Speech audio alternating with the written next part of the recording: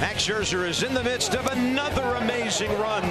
The pitcher of the month in June won all 6 starts with an ERA of 1. A remarkable 68 strikeouts, just 5 walks.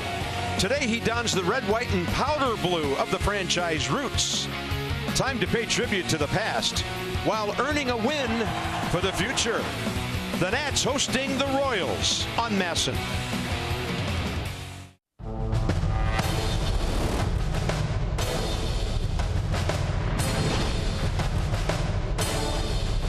Welcome to Nationals Park. It's game 2 of the 3-game weekend series. Very cool day here. Hard to believe it's been 50 years since the Montreal Expos were born. Davey Martinez, former Expo. Vladimir Guerrero. Here it comes. Right on the edge, let's call it that. Perfect pitch, perfect strike. Couple of ex-Expos getting together. And we're going to hear from one of our buddies who's an ex-Expo as well. Interesting thing about 1969. The Expos were born. The Kansas City Royals, who are in town, were born. The team that played in Montreal before the Expos, the Dodgers minor league affiliate, Jackie Robinson played for the Montreal Royals. So we've got some symmetry going on here. And again, it's hard to believe it's been 5 decades since Montreal was born. They've now been the Nationals, now 15th year here. So it's been a big time transition for the franchise from Canada to our nation's capital. So with that in mind, FP, most of his career with Montreal. FP, you were drafted by them. You played the minor leagues for quite a while. They brought you to the big leagues. How does it feel to have the uniform back on? First of all, it feels kind of cool to be down here on the field, but to wear the old jersey, glory days, and to recognize an organization with such steep tradition, such a great city. You know, everybody wants to recognize the Nationals for being in D.C. I get that 100%. But for one day in 15 years to celebrate where this team came from, and a big part of my life, for selfish reasons, Carp, we don't have Old Timers Day. We don't have reunions. We never get to see our former teammates. So to see Vladimir Guerrero today, to put on the old jersey, a flood of memories, way too many for me to mention in this open. We'll talk about it during the broadcast tonight, but an honor to wear this jersey. Thanks to the Lerner family for doing this and remembering the Montreal Expos, a fantastic and storied franchise. Well said. And as we will see during the game today, Montreal had some unbelievable players on their roster over the years. The young guys get to meet Vladimir Guerrero. There's the whole lineup of our Nats guys. Oh yeah, by the way, a guy named Max is pitching today. Nationals baseball on and brought to you by Inova Shar Cancer Institute, a world-class cancer treatment center right in your backyard. And by PNC, make today the day. It's a sizzler.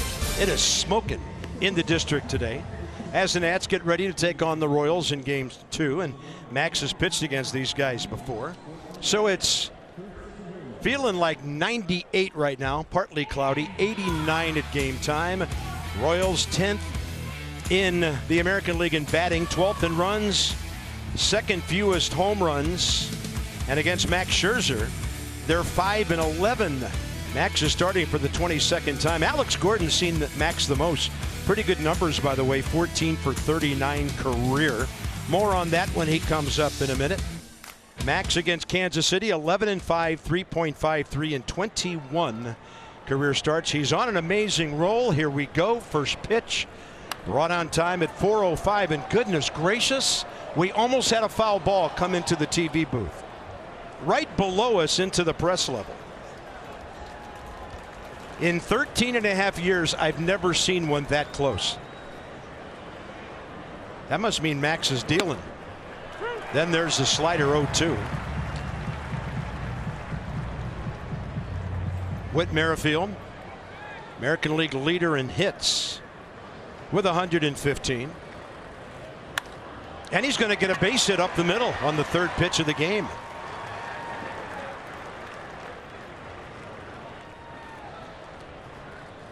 Nats in the league 9th defensively. So it's Juan out there with Victor Robles and Adamine, and Trey Turner and Anthony Rendon on the left side. Howie gets to start at second today. Matt Adams at first, and Kurt Suzuki, who does such a great job of handling Sanchez, also gets Scherzer today. And there's Big City back in there today. Here's Adalberto Mondesi.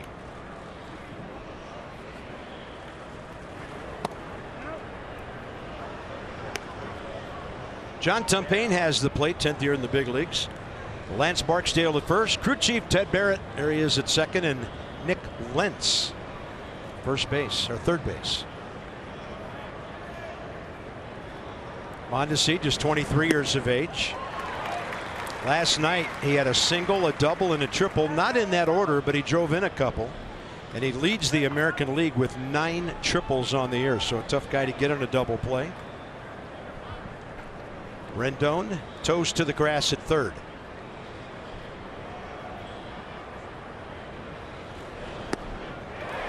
There's the changeup by Scherzer. 1-2.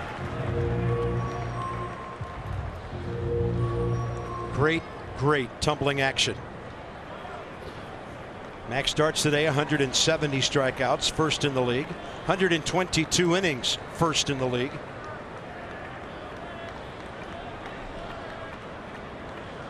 After a long hold, slider down and in.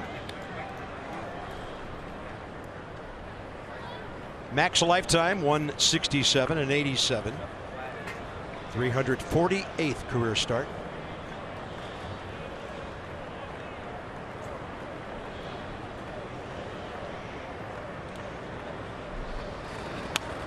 And a pretty good rip by Mondesi.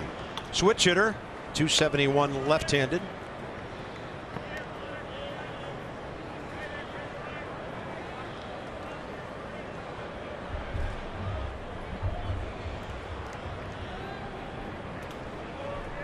Double play depth for Turner and Kendrick. It's just so unusual to see the home team wearing powder blues.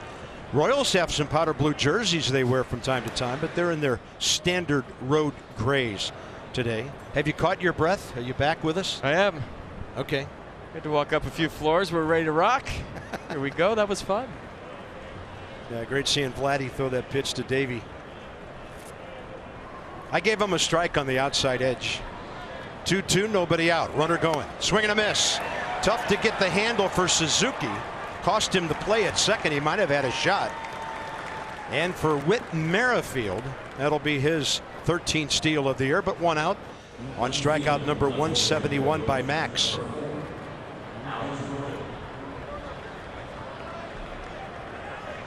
Well, the changeup has been his pitch.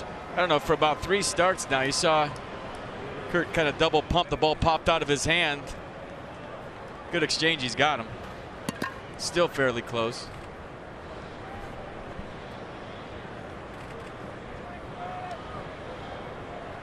Here's Alex Gordon. I referenced the matchup numbers.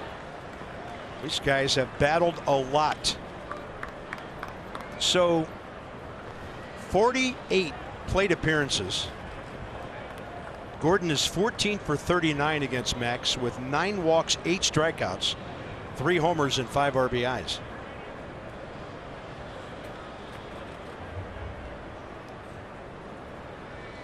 But it's been 3 years.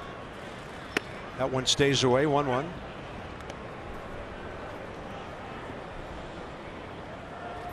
I don't think he'll pitch around him, but he'll definitely be careful here. Meaning he's going to throw his pitch, and if you want to swing, swing.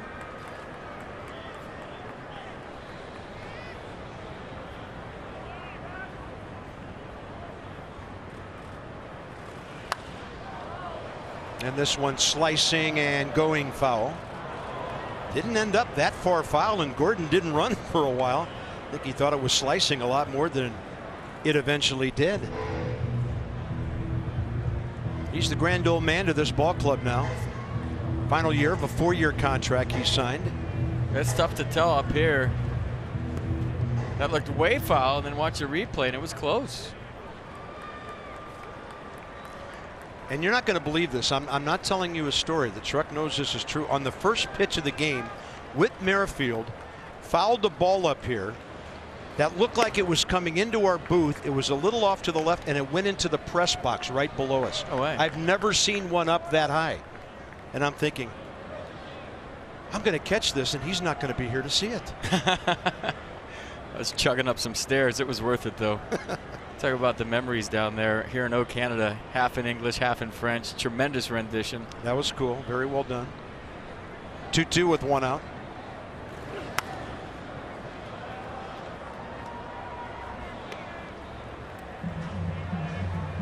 Unbelievable month. He won all 6 starts, giving up 1 earned run a game. Almost. Well, that's actually just over a strikeout and a half every inning. So basically he's been striking out 3 guys every 2 innings.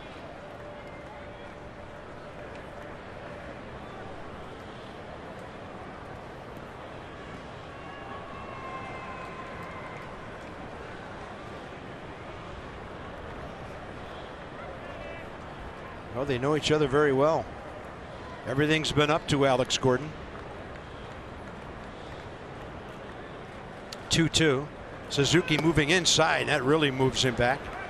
And the count full with 1 on 1 out. Nats start today 7 back of the Braves, who had to wait a long time to restart their game last night, but they beat the Phillies. Miami underway at Atlanta. A couple of lefties, Caleb Smith and Max Fried. Phillies at New York tonight, Arrieta and Syndergaard. 3-2 here with 1 out. And Gordon does well just to foul it. I wonder if grip's going to be a problem. So humid down there. Max walked by me in the dugout after his warm-ups and he was soaked. And no joke, I almost dropped the mic. I really did. That's how wet it was in my hands down there. So can you imagine gripping a baseball? Yeah.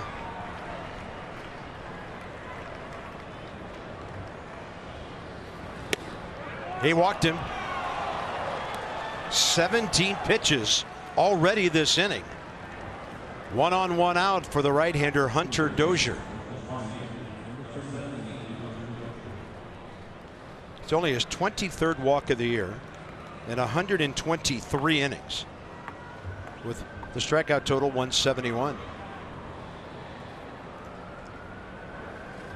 Dozier 1 for 5 with a walk last night. Faces Scherzer for the first time. In fact, the only Royals starters who have faced Max: Gordon, who just drew his 10th walk against Scherzer, and Lucas Duda, who's in the number 6 hole.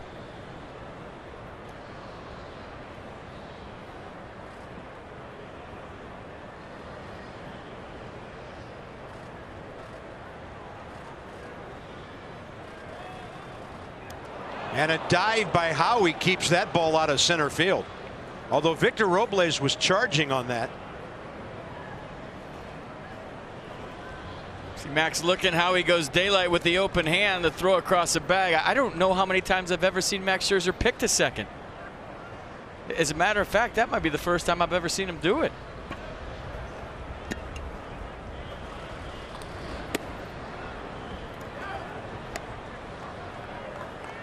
That ball cutting well outside.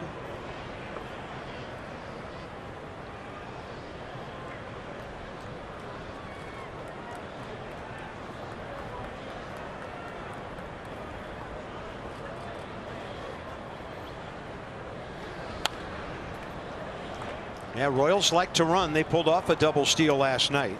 One already today. They lead the major leagues with 83. So you always have to be mindful of a guy going to third and the trail runner getting in behind him. And sometimes it's all it takes is one pickoff to stop the whole deal. Now they know you're thinking about him. You haven't forgot about him. Although Merrifield still seems like he's trying to get a big lead.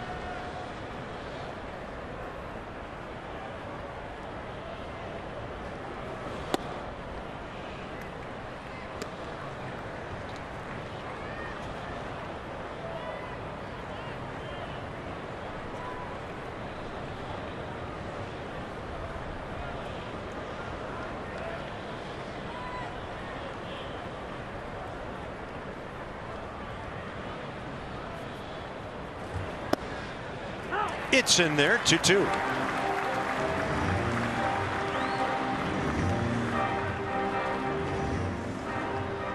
Jorge Soler, tons of power on deck.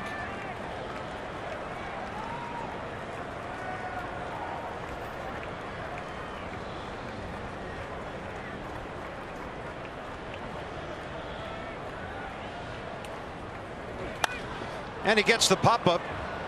It's going to carry a bit out to the right center gap. Robles in under it. And Victor will do the right thing. Into second base comes the throw. Merrifield to third on the second out. Now time for T-Mobile's connection to the game. So Max, fifth pitcher since, goodness gracious, almost a century ago to go 6-0 with 65 strikeouts or more in a calendar month. The Nats bullpen on a good homerless streak at Alberto Mondesi, seventh American League player. Amos Otis, the other Royal, with 50 RBIs or more and 25 steals or more prior to the All-Star break. He has 50 ribbies and 28 steals. Sliders all day here, you'd think. Power hitter, strikeout prone hitter. There's one.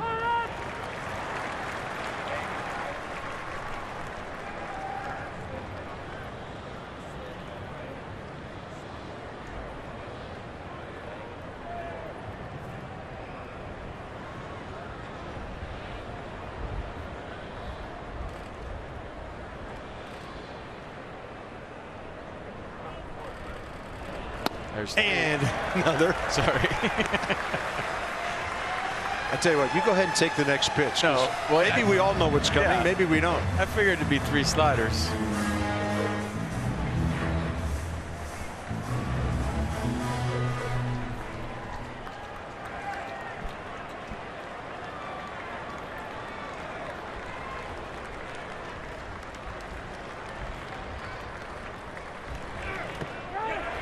Oh, and he went on a pitch that was not a strike. So he does slide him 3 times in a row. Max K's 2 gets out of a long first inning. That's a busy place, that on-deck circle. So the Nats hardware store open for the afternoon. The boys are 8th in the league in hitting, 6th in runs, 8th in home runs. And Adam Eaton likes interleague play. He has played in both leagues, and maybe he's more familiar with some of the American League pitchers than other guys are as the years go on. 321 for Adam his last 23 games. Adams in there. Matt in the number 6 spot. Kurt Suzuki and Victor Robles back in the lineup tonight. 27-year-old Glenn Sparkman, 2-7 career. 12th big league start. Bobby Wine leading it off for the 69 Expos. 9th start of the year for Glenn Sparkman. A lot of career high 8 runs last start on 9 hits and 3 innings on Canada Day. Go figure. In Toronto. And Bobby Wine leads it off with a base hit, a.k.a. Trey Turner. Hey, I remember Bobby Wine. He was a good fielder, a good infielder. A lot of years with the Phillies and an Expo as well. So, I mean, of all days, Felipe Alou used to say it every day. Didn't have you know to the wait drill. today. I got to say it. He'd turn to the bench and say, there goes the no-hitter. No, do it in Felipe's voice. There goes the no-hitter. Thank you. You got to take care of that. That's the first thing you got to take care of. It's as if he's right here with us. Hope you're doing well, Felipe. So here's the interleague guy, Adam Eaton.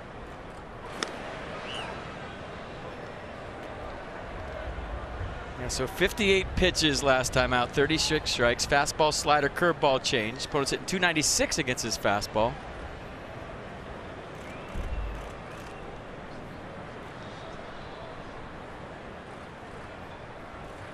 Had the Royals worn their powder blue uniforms, a rundown could have been a real adventure. Well, they have their throwback 69. See the script, Kansas City there? Those are sharp. Those are sneaky hot. I like them. Nice.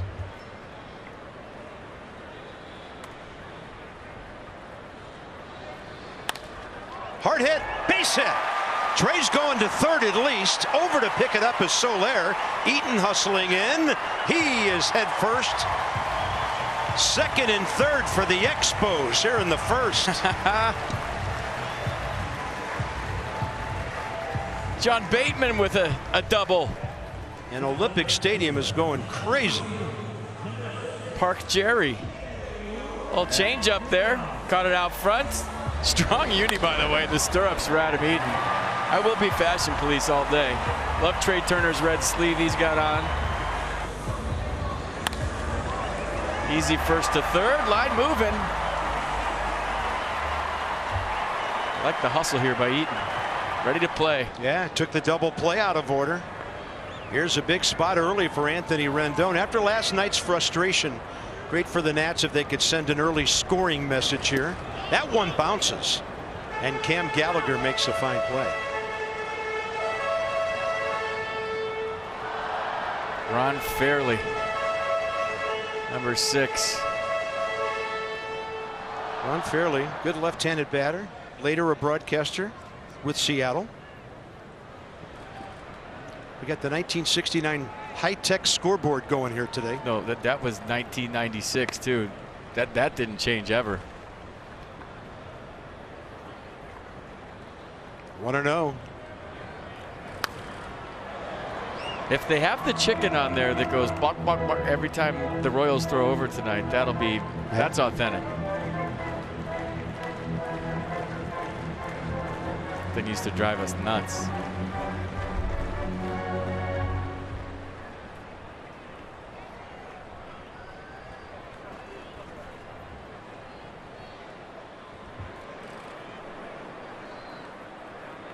Royals back on the infield.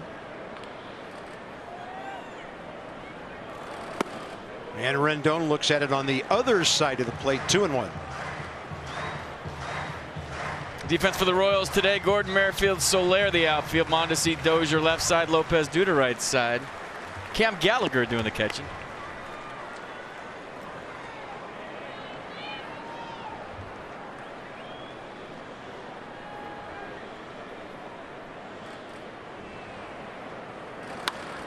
And Rendon flies it to right, not deep.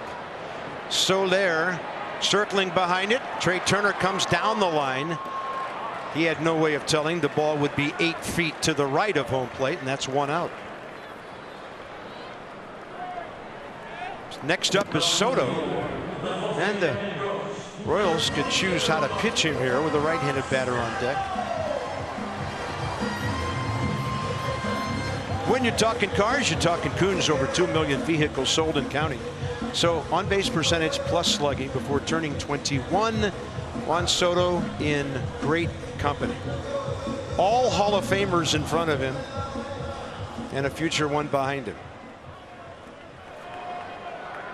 Again, another thing that goes back almost 100 years to 1920.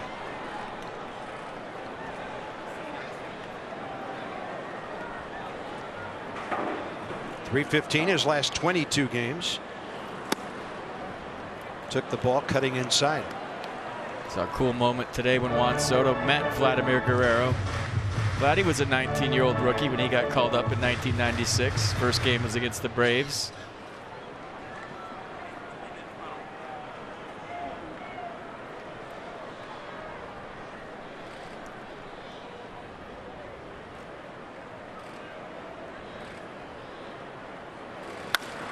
There's a drive to left center. Turner scores easily. Eaton coming in behind him, and he is out at the plate. That ball was hit really hard, picked up quickly in the outfield. So the Nats take the lead, lose a runner at home, but Soto ends up at second after his 55th RBI. Well, Adam Eaton read it right and then didn't trust it. He was 3/4 of the way to third and stopped. So beautiful swing here by Juan Soto going the other way. I mean, that's just picture perfect. Watch Adam Eaton. He gets halfway to third, then stops, and then goes, and then Henley stops him. He didn't look up for his third base coach. Bob had one hand up. Adam Eaton rolled through the stop sign and gets thrown out at home. Big time throw by Whit Merrifield, and here's Howie Kendrick with 2 outs. Soto did get to scoring position. So Bob Henley sends him if he trusts it. Watch Eaton. Right here he stops. If he would have kept going, you send him, but now he puts the hand up and he just wasn't looking.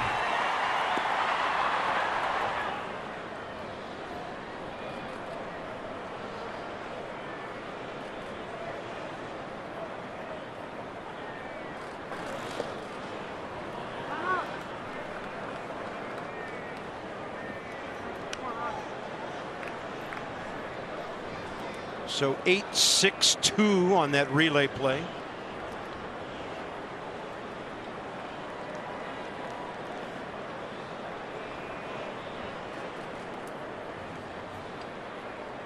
1-1 to Howie, who's driven in 45 runs.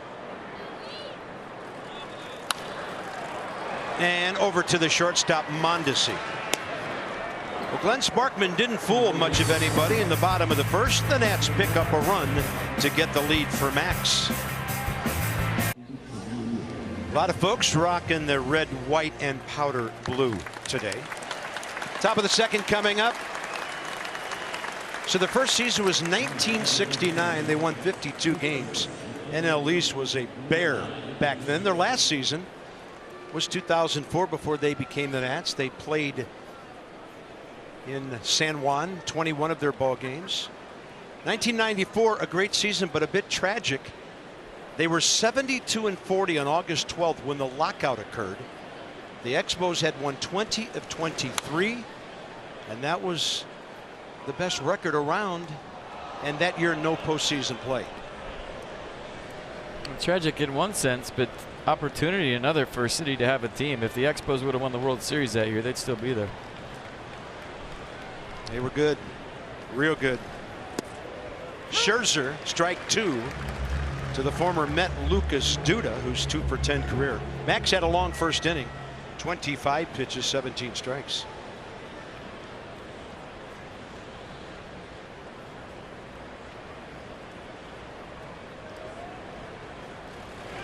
And just kind of tying a bow on today, you know, obviously for personal reasons, I think it's awesome. We don't get to have old timers games like I said in the open today. I never get to see how fat my old teammates got and make fun of them and just to reminisce about old times.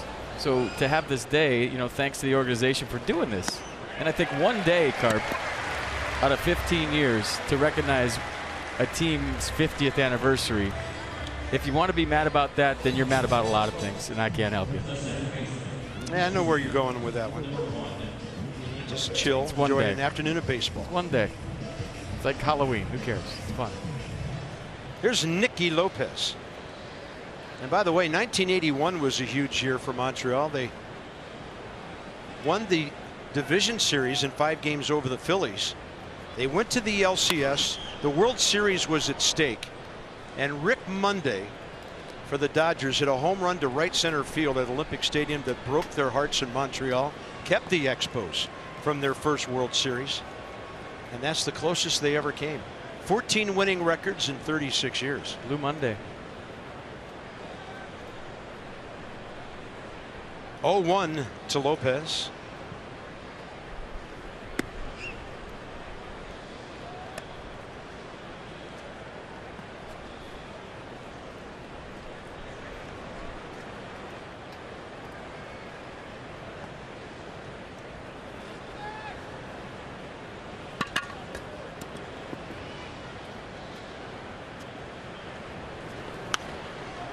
It was so nice catching up with Vladdy today. I haven't seen him in a long time since he became a member of the Hall of Fame. And there's so many stories. Bob Henley and I were talking about him before the game today about Vladimir Guerrero when he was on his way up as a minor leaguer. The best one, Carp, he was in Harrisburg, tearing up the league, probably hitting 360. Rondell White got sent down from the big leagues, having a great year on a rehab assignment for injury.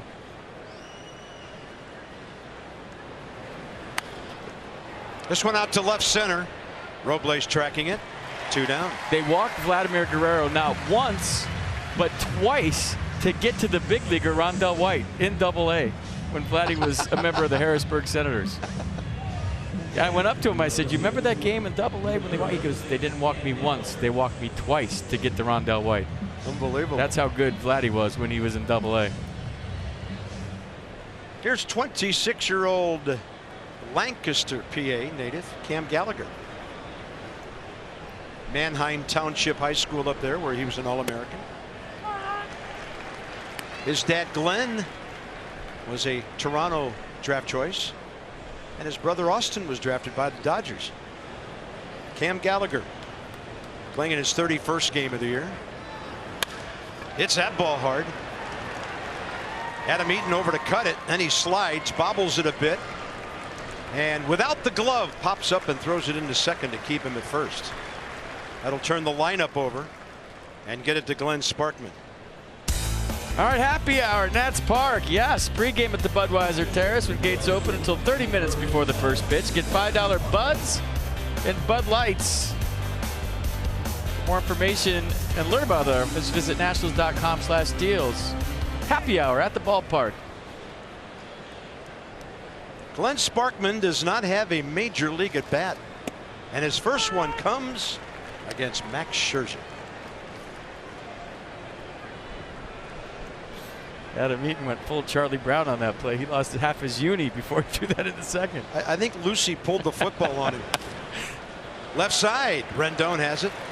So Max gets what he needs, and that's a quicker second inning.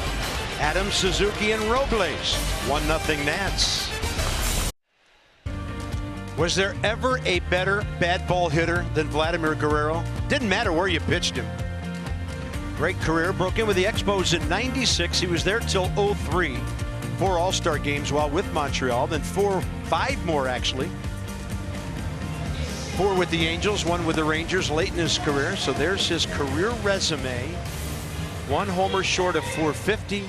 4 RBI short of 1,500.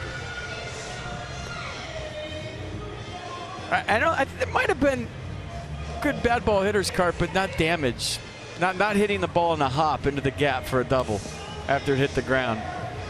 And when I got to the Dodgers, I've told this story on the air before. Kevin Brown said, "I've tried everything with this guy." This is when Kevin Brown was the premier right-hander in baseball. Sure. Tried everything, FB. You played with him for 4 years. What do I do? I said, "Brownie, throw it right down the middle." He said, "Seriously?" I said, "Yeah, throw it right down the middle." He went out there first at bat. The numbers, you can look them up, were incredible. Vladdy owned Kevin Brown. He threw it right down the middle, hit a ground ball to short. He came in. He said, "You're a genius." He's such a bad ball hitter. He was never used to seeing a ball right down the middle, and he really, at that point in his career, was probably shocked that someone threw him a fastball center cut. Yeah, great stories, great career, great hitter. Yogi Berra was probably the preeminent bad ball hitter before Vladimir Guerrero came along. Yogi was a lot like that, batting lefty for the Yankees. Here's a lefty with some pop, Matt Adams. Off the glove of Gallagher, ball 1. 13 pitches, 8 strikes against 5 batters in the first for Glenn Sparkman, and 3 of them hit safely. There were 4 sharply hit balls in the inning. He's been giving up some home runs lately. 13 on the year in 58 innings.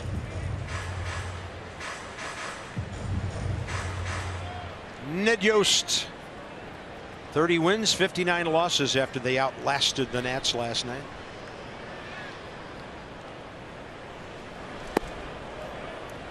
Hitters count now 2-1. So Marlins at Braves again. They're in the second inning. Marlins have scored a run, but the Braves have 2. Atlanta had to resume late last night to beat Miami. The Phillies game is at 7 o'clock tonight later. Arrieta, Syndergaard. Nats a half game behind the Phils.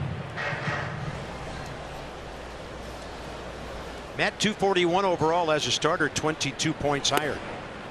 He'll spit on that 2-2 pitch and get it full.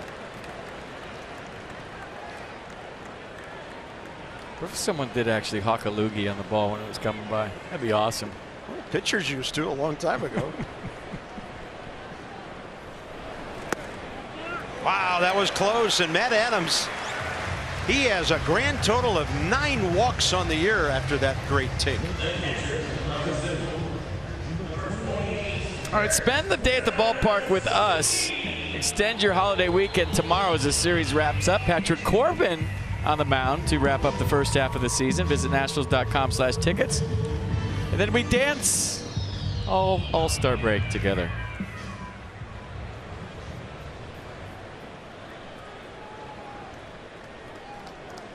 Kurt Suzuki, 40th start of the year, hitting .277 when he takes the field with the ball club early.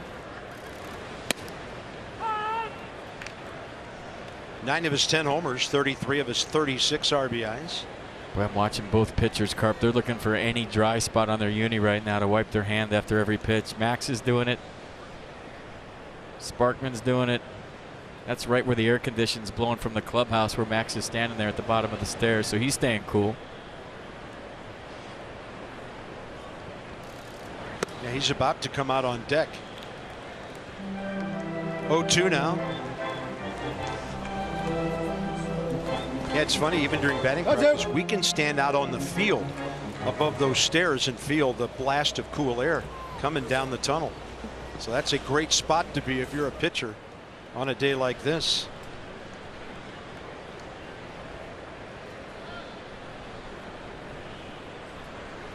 Suzuki on 0-2, staying in there. Yeah, normally, Carp, with your standard home uni, you have 3, maybe 4 jerseys in your locker. On a day like today, I wonder if with these throwback unis, he does have 2 or 3 jerseys to go to, or they just throw it in the tumble in the dryer between innings. Yeah, the laundry room is between the dugout and the actual entrance to the Nats clubhouse, so they could run up there and tumble it for a few minutes.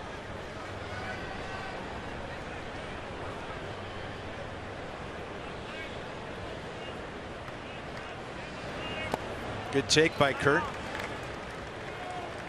Probably some nights in April when the pitchers would like to run up there and get in the thing. Not today. It is smoking hot at the yard. Folks on the left field side bathed in wonderful shade right now. They're toughing it out.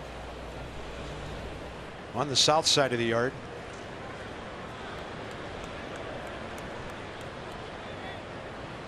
One and two. Lopez really playing up the middle at second. And Kurt will just kind of reach out and check swing and foul. Nats at home, even with the loss last night, 24-20, 3-1 homestand. Still a chance to go into the break 5 games up if they can win behind Scherzer today and Corbin tomorrow. 5 games over 500 is their goal.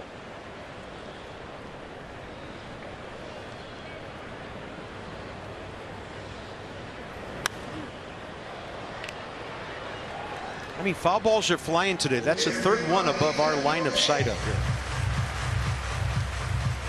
You enjoy Miller Lite. Look forward to the whole true moment later in this ball game.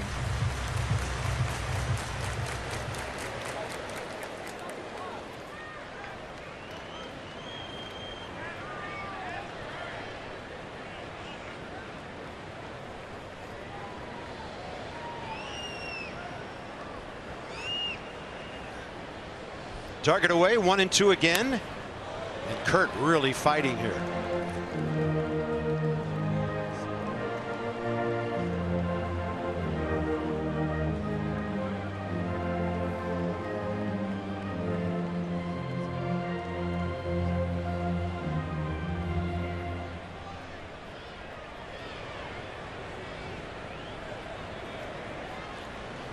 It's like a constellation there, the pitches.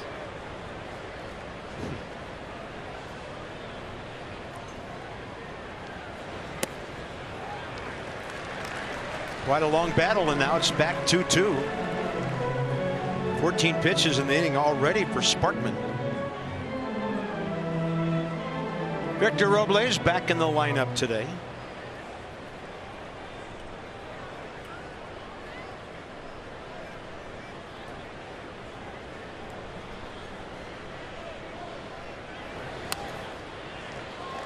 Fighting hard.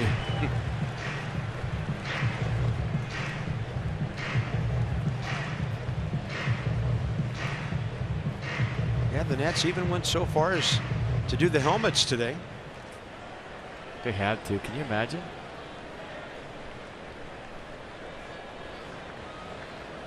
The red ones would have matched, though. Just would look funny. I broke a lot of those. 2-2 again. Just a casual toss over.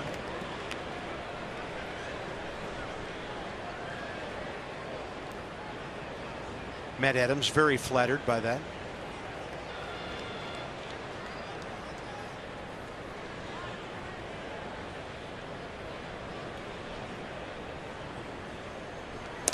Wow. Ooh. And that was close. Matt went back in standing up. And that ball was almost thrown right into his body. Duda didn't have to move the mitt very far.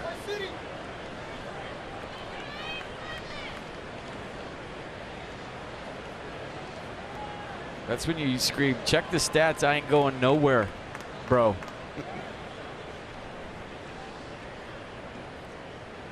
Oh my gosh. Has anybody in Matt Adams' career ever thrown over 3 times? He's looking at the dugout like, what's going on?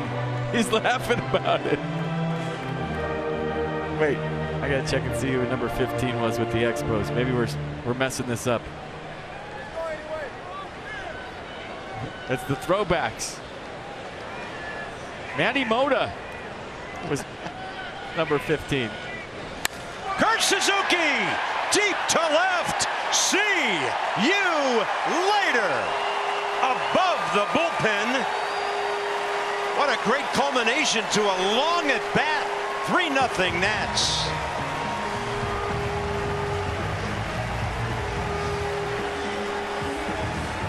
Do they surf in Canada? Because they're about to.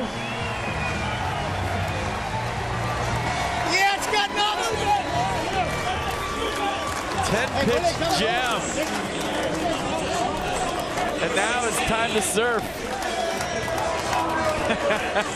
And dance.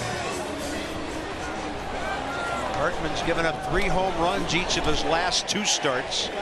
First one today, the home run streak for the Nationals extends to a record 20 games in a row. Here's Victor Robles. It's 3-0.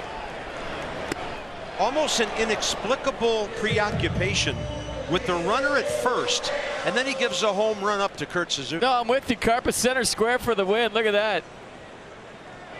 So not just a 10-pitch homer, how he got to that 10 pitches, fouling off pitch after pitch after pitch, fighting. That's a fair ball. Robles off to the races. Makes the turn. Gordon's got a great arm out there, but he was moving away from the bag. And the Nats have 2 consecutive extra base hits.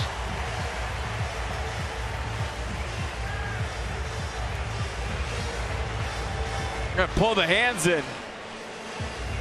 Kind of a bent arm swing. Late reaction by Hunter Dozier, who was in on the grass for the bunt. And Victor Robles slides in with a double. Line moving here in the second. I watched Victor. As soon as he hit the ball and knew he was off and running, he kind of took his hand and jammed his helmet down on his head as if to try to keep it from falling off later. He got in there. He's now hit safely in 9 of his last 11 games. And Max has a great chance to bunt a runner to third on the first out of the inning if the Nats play it that way.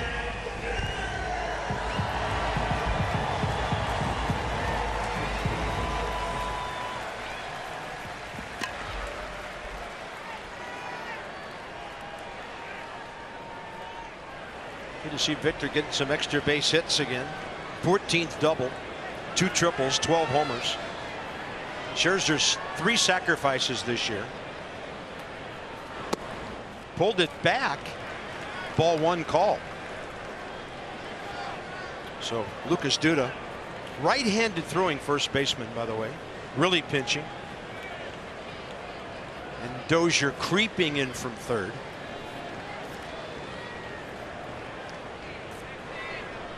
Looks like he's trying to lay back in case the bunt goes to first. And that's 1-1.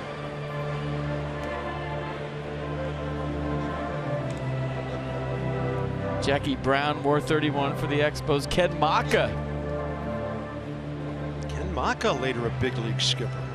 Jeff Shaw, the closer, was 31.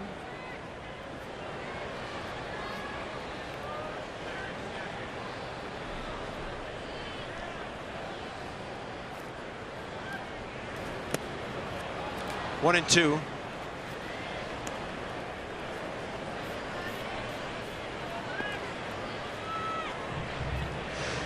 I wouldn't be doing my job if I didn't bring up the point. Do you think he's thinking about it right now while he's bunting? I'm seeing Max kind of stab at the ball, and you just have to wonder if his approach is different than it used to be. It'd be understandable. I mean, these pitches are coming in 15-20 miles an hour harder than anything in BP, at least. He can hit a ground ball to second. They'll let him swing away, and he strikes out. It's okay, Max. It's a hot day. Go get some rest. Get some shade. First time around the orders, the Nats have 5 hits and a walk. And here's Trey Turner. Loud sound off Brad Keller. First batter last night. Kind of crazy when you consider it took the Nats 6 more innings to score again, and then they got 2 in the ninth to send it to extras. That was 453. Great base hit up the middle first time, and then he scored on the Soto single out to left center. It's the longest home run of his career.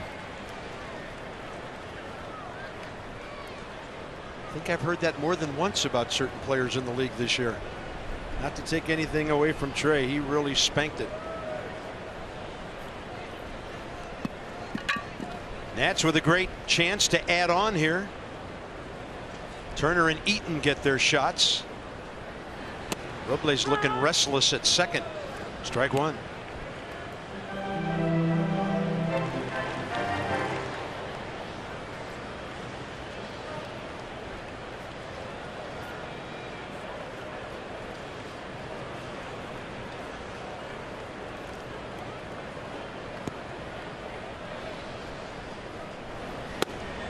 Off the plate inside.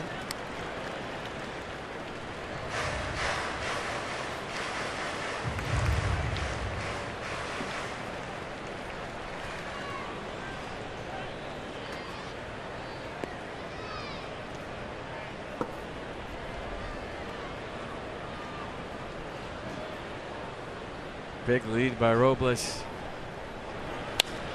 Turner down the line. He'd never left the box. He knew it was going foul.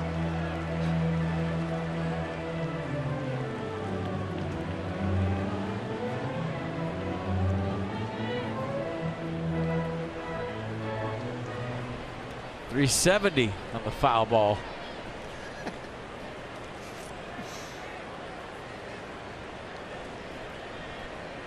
Technology is out of control. 2-2 with 1 out, and it's a lot of fun. Jammed, base hit, right field. Robles to third. Bob Henley will hold him. That's not the first time this week Trey's had hits to different quadrants of the ballpark in the same game. Nice swing. Victor had the hold to see if it was overdue to his head. A little inside out. Almost one-handed. Watch the right hand come off the bat quick. See at second. 6 hits in the first 10 at bats, plus a walk.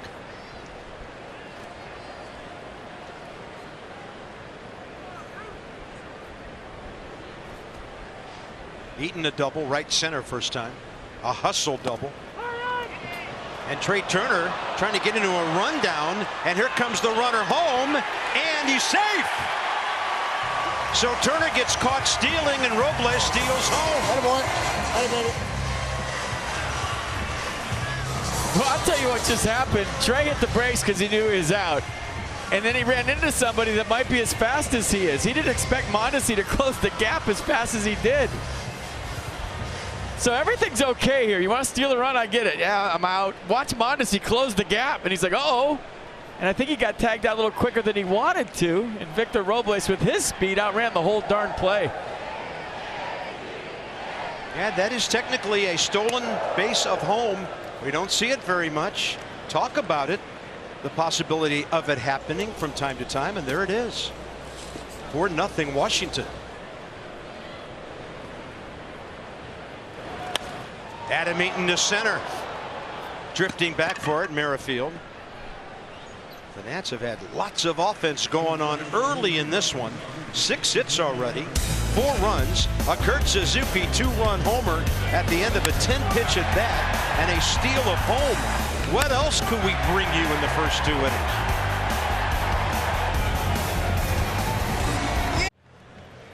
That's Kurt Suzuki tomorrow if that's one of the top at-bats of his career.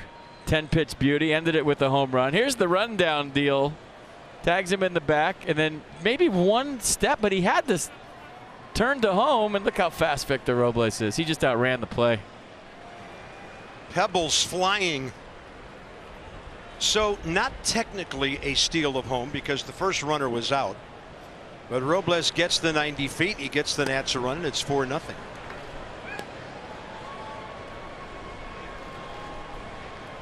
Some exciting baseball. Max has a big lead with which to work. He goes ball one on Whit Merrifield, who singled to start the game. Then a slider with depth to even the count.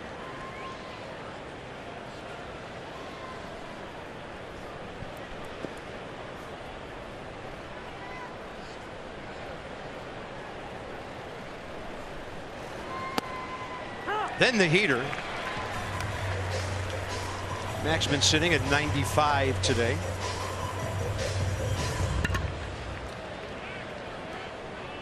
And with the sun getting behind the third base stands soon, huge to have a huge lead early in a game that starts at 4:05. Hitting conditions will get tougher as this afternoon goes on. Got some Lowe's stats for you. Last 8 starts, so that takes us back into May. Got a no decision or 2 at the end of that month. Unbeaten in June, just total dominance.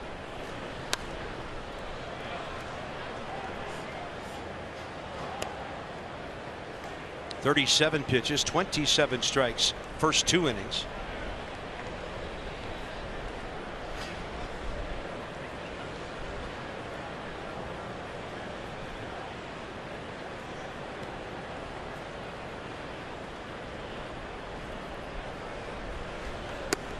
And he had him reaching on a ball cutting away at 96. Strikeout number 4. Nissan pitchcast. Yeah, you're right. This was running away. I don't think he meant to cut that. Just kind of did it. It's the power fastball that decides to cut at the very end. See how Kurt Suzuki catches that away from Whit Merrifield. Mondesi struck out swinging first time. Rendon again on the grass at third.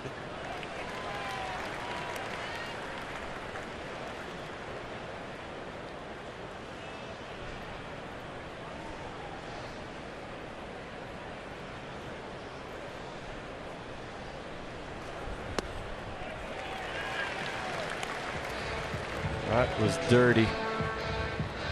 Check out this changeup. I mean, when he has to make the decision, if we can stop all these pitches, Carp halfway, they all look the same. And then one goes, 96. One's 85 and dives.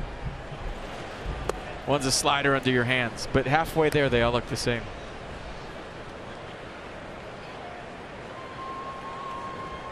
Well, the Royals had 2 runners aboard among the first 3 hitters of the game. 2 out hit in the second.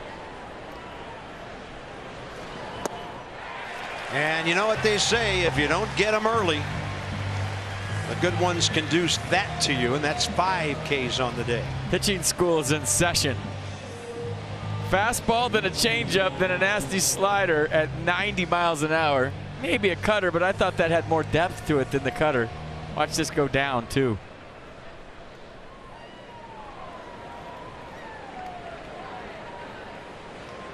Two outs, and here's Alex Gordon, who walked first time.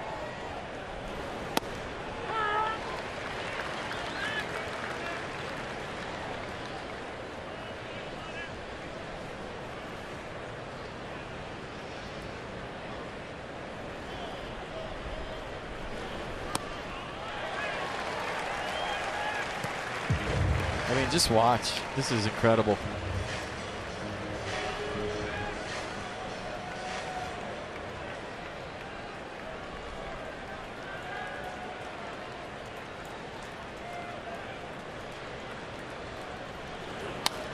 Running fastball. 97. Max is 34 years old. His average fastball velocity right now is the highest it's ever been in his career at 95.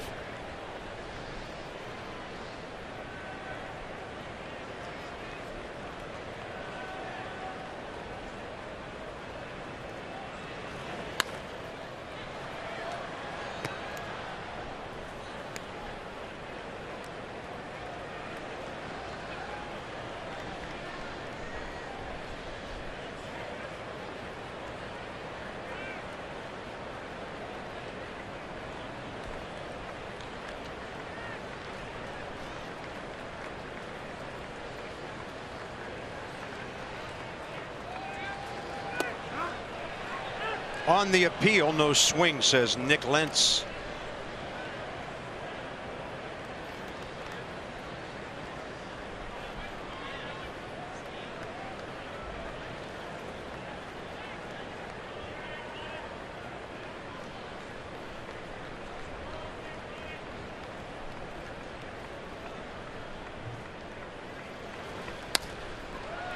Guy can flat out hit. Alex Gordon slices it left field corner, and then the ball gets away from Victor Robles, but he keeps it close. That was a double all the way.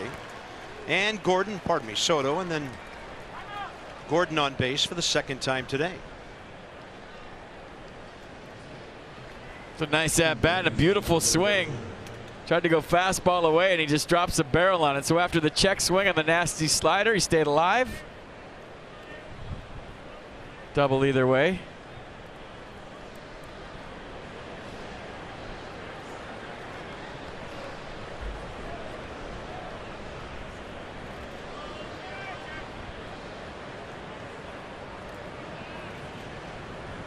Dozier, fly ball to center first time.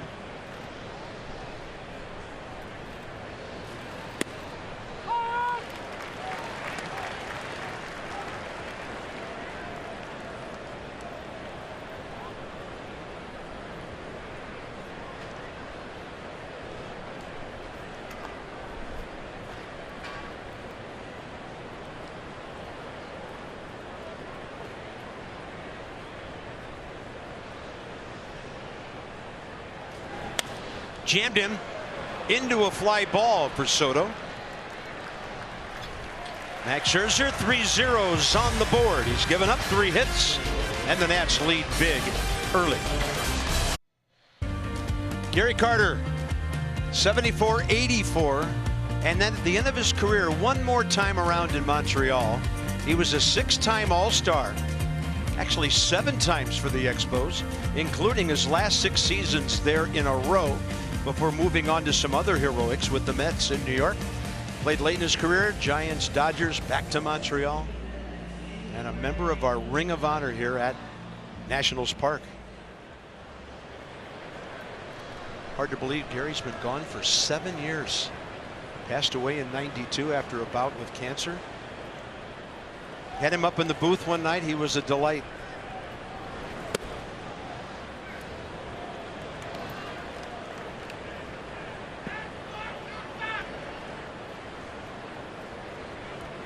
He's our color analyst when I was up there for a year, and just a joy to be around every day. Rendon out to left center. Cut off by Gordon.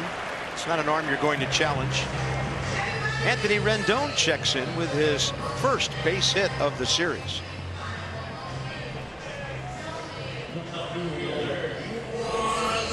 So 3 innings in a row. And the Nats leadoff man at first. Turner with a hit, Adams with a walk, and now Rendon a single.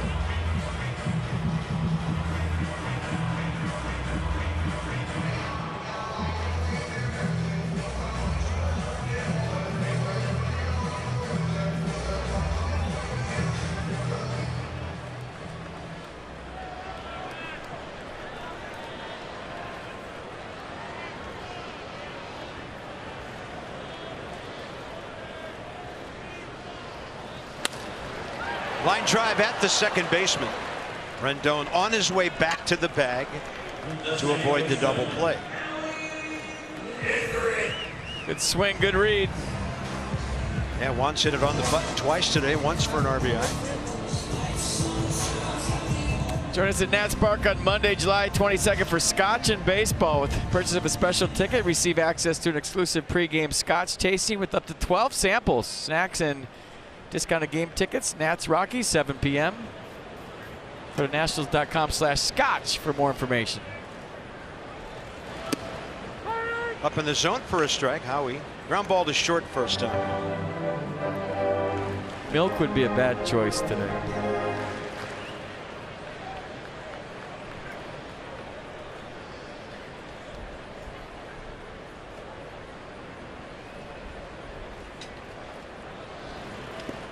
Ball bounces and Gallagher stops it. Going to a ball game, it's 95 degrees. Sit down in your seat and say, "I'll take a glass of milk, please." with some ice. I mean, iced coffee's big now. It is. Cold brew. Big gap left center.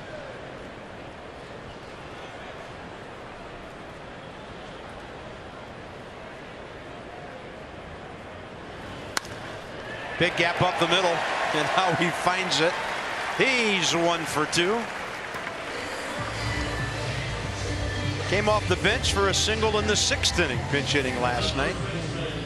The man is a hit machine. He is. I would like to know the barrel percentage in this game of the Washington Nationals hitters. Yeah. I feel like through 2 1/3, I've seen more barrels hit today in the first 3 innings than I have all year. Well, they're already 8 for 13 in this game. There's been a walk, couple of line drive outs.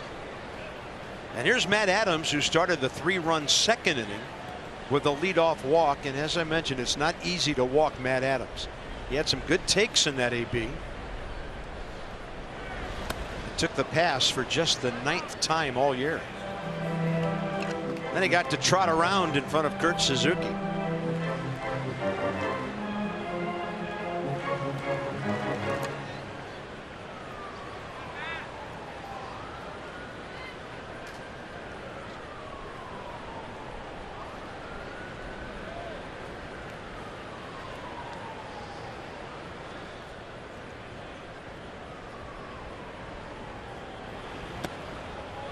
One.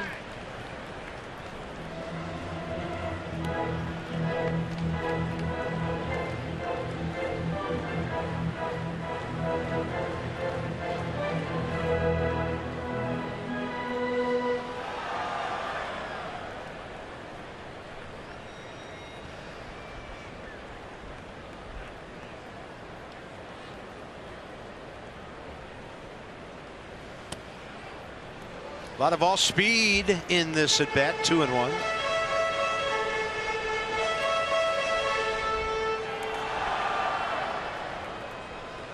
Rosin bag, a very important part of the pitcher's equipment today.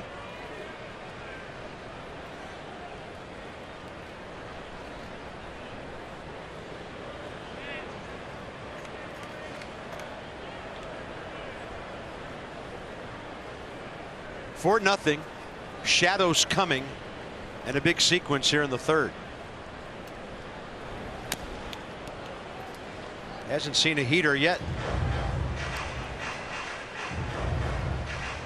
Glenn Sparkman, 2-7 career, 5.44 ERA, 34th game, 12th big league start, and 2-4 with a 5+ ERA this season.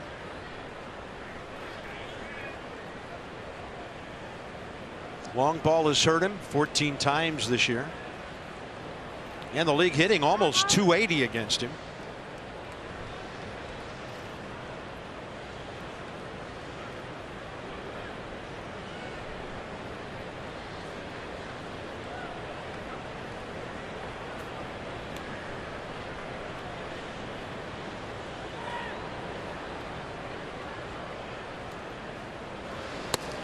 There's the fastball, but he just shows it to him away.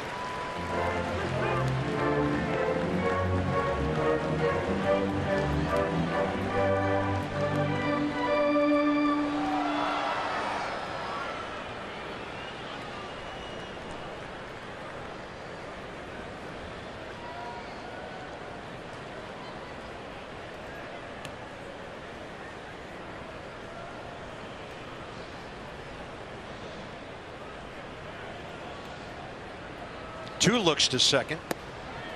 And Matt Adams has been walked twice.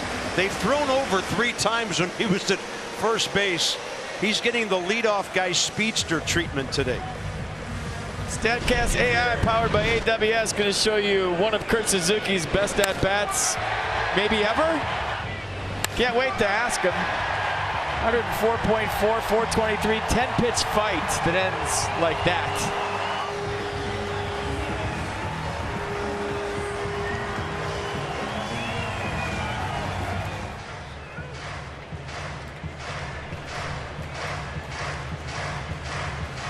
Couple of mound visits by the Royals already. So it's now 20 for the Nats. Only active streak in Major League Baseball among those. He's probably had bigger home runs, Carp, but not a better at-bat ending in a home run. Yeah, and your point's well taken. 0-2, fouling pitches off, gets it back to 2-2, and then out of here. Now he bats with the bases loaded, hits a double play ball. Mondesi turns it, and that's it for the Nationals in the bottom of the third. To the middle innings we go. Max and the Nats 4-0. Only happened in the organization July 28th, 1991. Dennis Martinez, 2 hours and 14 minutes of perfection at Dodger Stadium, beating LA 2-0.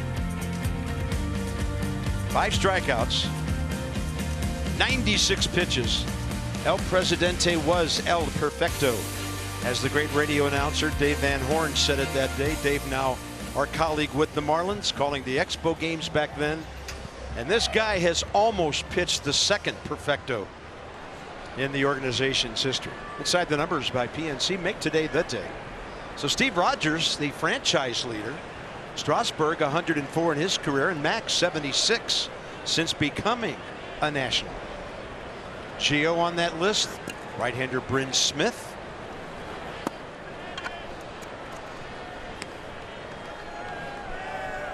So to the top of the fourth for Max, Soler, Duda, and Lopez.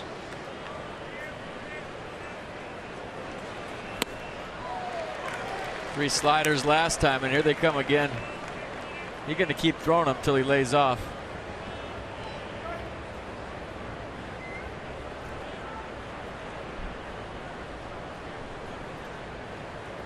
Shook it off to the fastball.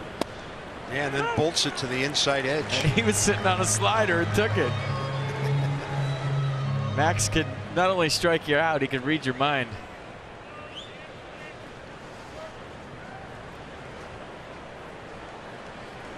There's a slider that ends up way outside, and no need for a tag as Soler departs the premises.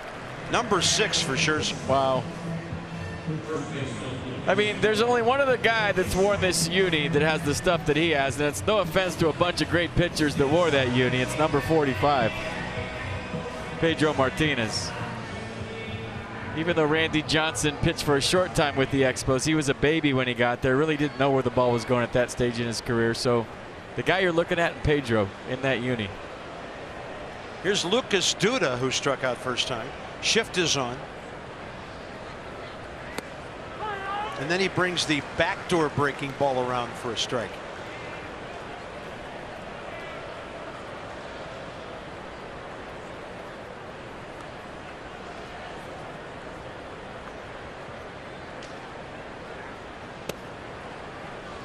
It's a changeup that stays out there.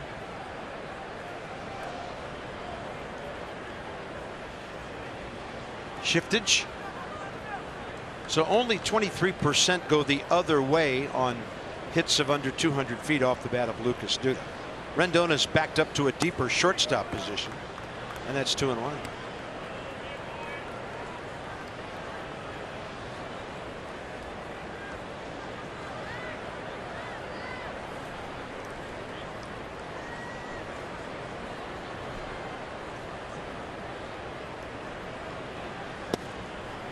And the curve for a strike. 77 miles an hour.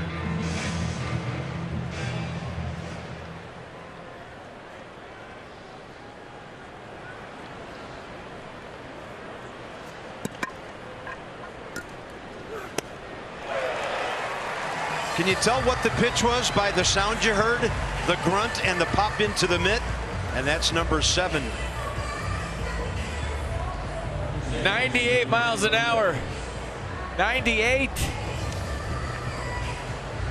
He just threw the heat index at Lucas Duda. 34 years old, and he just threw 98. Fastball jumping out of Max's hand the last 7-8 starts. Remember, he used to save it? He used to save the 97, 98 for when he had guys in scoring position. Now he's kind of just sitting around 95, 97. Max will be 35 3 weeks from today. And he is pitching as well as or better than he ever has, if it's possible. And a ball hit to right. Adam Eaton is there on his way back, and he grabs it. 2 more Ks for Scherzer and a 1-2-3-4.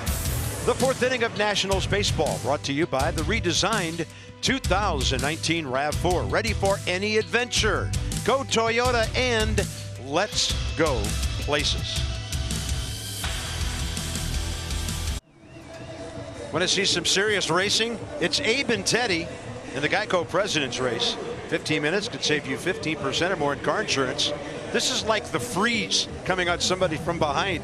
Can Abe do it? Teddy is getting it.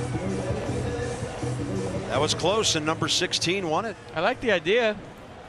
Oh, that was a photo finish.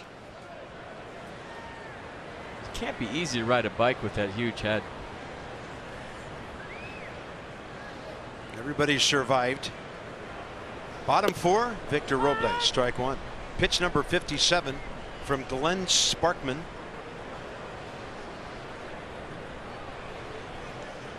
Double down the left field line first time. Got to third, and then home on the Trey Turner engineered caught stealing rundown between first and second.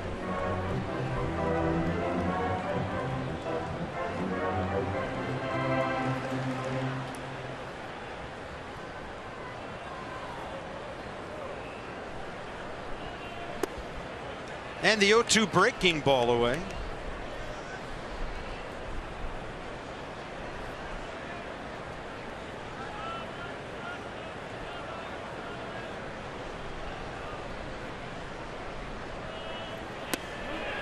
Started the bat, and he is called out by Lance Barksdale on the appeal to first. Second K for Sparkman. Oh, that was close. Closer than I thought initially. Here's Max, who struck out, swinging first time after twice attempting a bunt.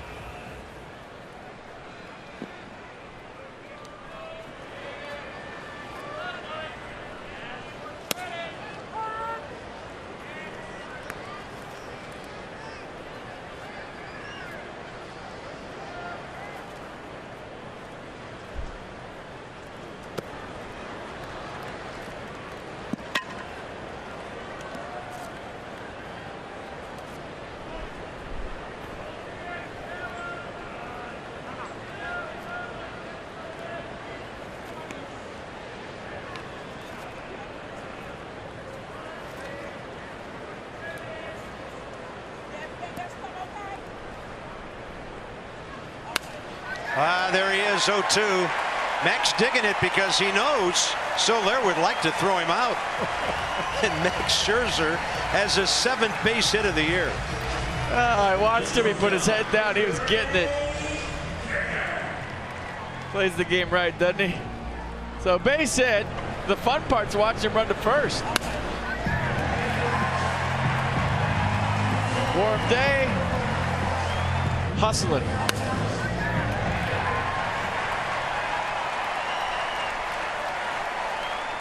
The Nats have 9 hits their first 2 times around the order. Trey Turner has 2 already. And Trey, if you gap one, just remember who's running in front of you or down the line. That ball is just foul.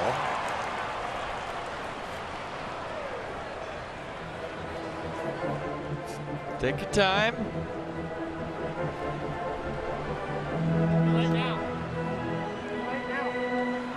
No hurry here. Max is a well-tuned thoroughbred. He running first to third ain't gonna make him tired. Just don't hit too many of those, Trey, before you put it in play. Like the way, though, that Trey Turner's spraying the ball around this ballpark. Scherzer has a big lead, and he's off and running. He's going to steal second, standing up. Sparkman never paid him any attention. All the things he's done this year, he's most proud of this right now. Watch. Shuffle, shuffle, go. He lives for this. He could strike out 20 today, and he's going to talk about the stolen base. And Trey just took the pitch and shook his head. Second career steal for Scherzer, who swiped one last year. Ballpark buzzing about that.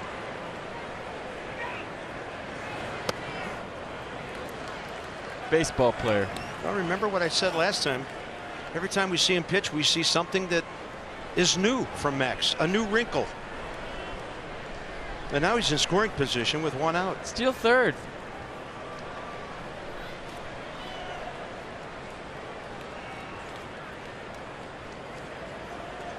No, geez. He was going.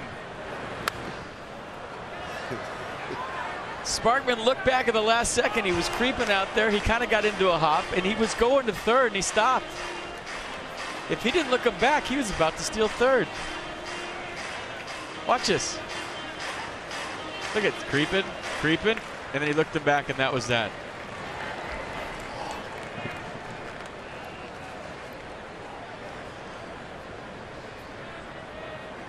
Max Scherzer doing his best Tim Raines impression on the bases now.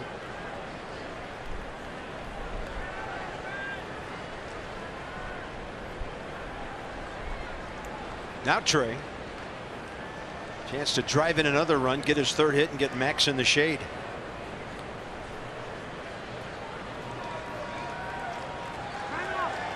Had some people talking this week, some of the networks, about Max Scherzer's contract being the best free agent signing ever. Hard to argue with. Overpaid is a word we've never heard. Not worth it is a term we've never heard.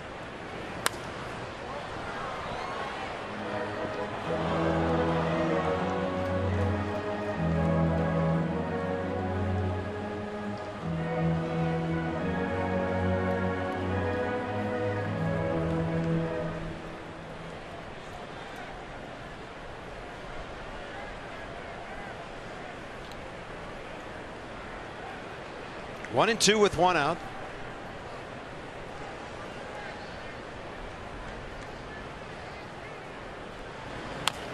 And he stays with the breaking ball. Fair ball. And Scherzer trapped off a second. He'll be tagged out. Hunter Dozier decided not to throw the first and took a look at Max in the rundown. Get a nice ovation here. Little standing nose. He goes back to the dugout. Smart move. Don't stay in the rundown. Don't get hurt. You're up 4 runs. Just. That's good. It's good enough.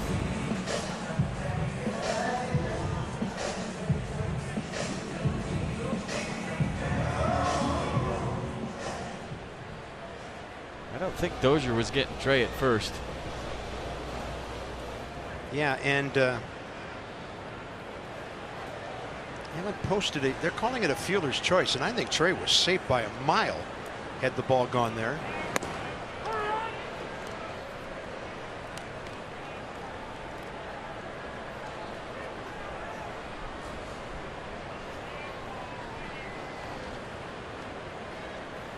See what Turner has in mind here with 2 outs. 17 out of 20 this year. Holding. And Adam Eaton with a flare to center. Merrifield on his way, and the inning is over. Some Scherzer excitement again. Now he's back to work, leading by 4. As the X slip further into a distant memory, a big part of history, there's a special group here with the Nationals that have been with the franchise going back to their Montreal days. And it's the behind-the-scenes people that you don't get to see every day, but their work is absolutely amazing. Check out the 4 of them. We start with Rob McDonald. He's the Vice President of Clubhouse Operations and Team Travel. Bullpen catcher Nilson Robledo. Matt Rosenthal, who manages the visiting clubhouse, and Mike Wallace, better known as Wally, the Nats clubhouse manager. I had a chance to catch up with Wally earlier today. He's in his 47th season working in Major League Baseball. He started his career in 1973 working for the Texas Rangers, which 2 years prior, they were the Washington Senators. He said then in 2002, he started working in Montreal. He loved that everyone spoke French. It was fun up there. He called them kind of a family of orphans. They They felt like it was them against the world, just with Major League Baseball owning them. And then just so many fond memories. He loved coming down here to Washington, D.C. in 2005, and he's been thankful to be part of the success that the Nationals have experienced since that time. Well, those are 4 great guys. Wally's the best. Rhodesy, an amazing job in the visiting clubhouse. Rob takes care of our travel. Robledo catches him in the bullpen and warms up outfielders. That's great, Alex. Thank you. Hey, you don't stick around that long and not be a good person. Those are all great people. Absolutely. Professionals you can count on. Top of the 5th, Cam Gallagher. Base hit up the middle his first time. For Max, that was pitch number 67, strike number 51. And this ground ball to Howie.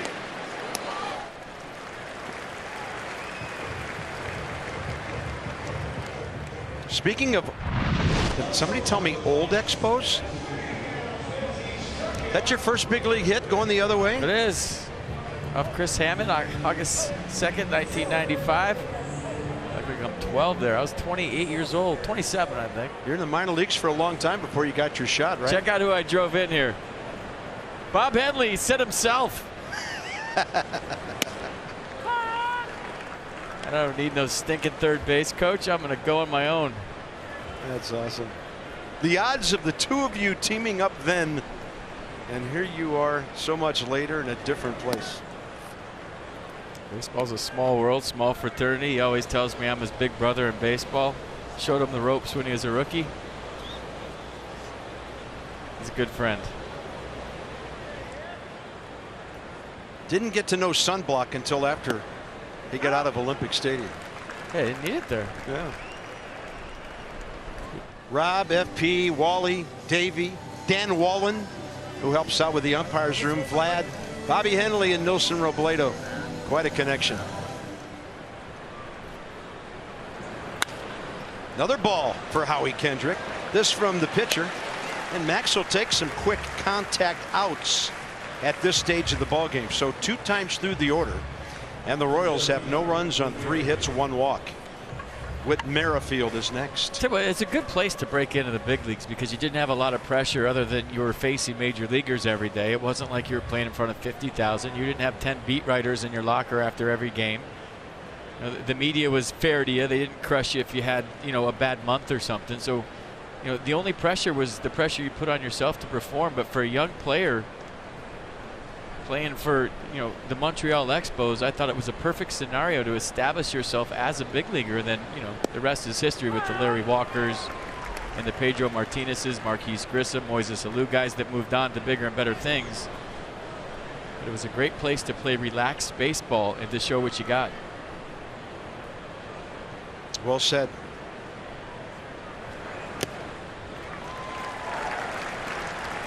Yeah, it was kind of fun. We would hop on the Metro down in City Center, and literally the station was right inside the stadium complex. I think the Velodrome from the Olympics was also attached to the Big O, the '76 Olympics. It was a fun place to go work for a couple days at a time and do some ball games and watch some great players. Also, if you had no self-discipline, you'd be back in AAA in a minute. Oh, you talking about St. Catherine Street? Yeah, it never closed. I used to tell the rookies, get your sleep. 1 ball and 2 strikes.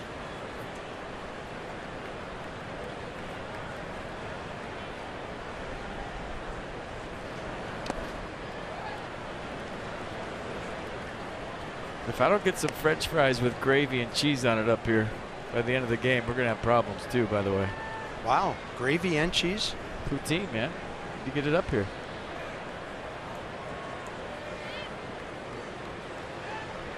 They're selling it somewhere today, I heard on the commercial.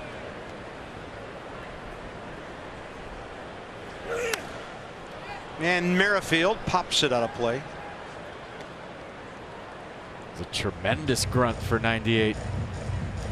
Yeah, that was a lot like the Lucas Duda strikeout last inning.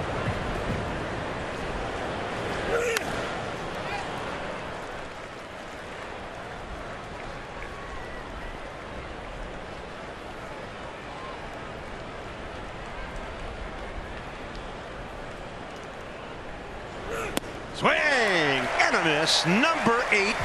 At least one in every inning today. So Max gets this ball game to the halfway point. Rendon, Soto, and Kendrick ahead 4-0 Nationals.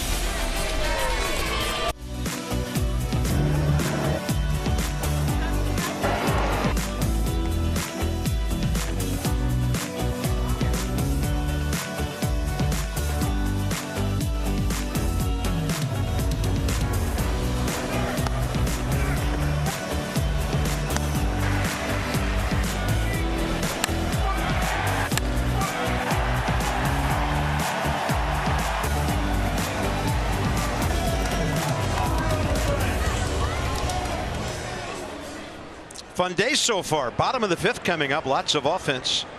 The Nats 4 runs on 9 hits. Here's Anthony, base hit left center. Last time up.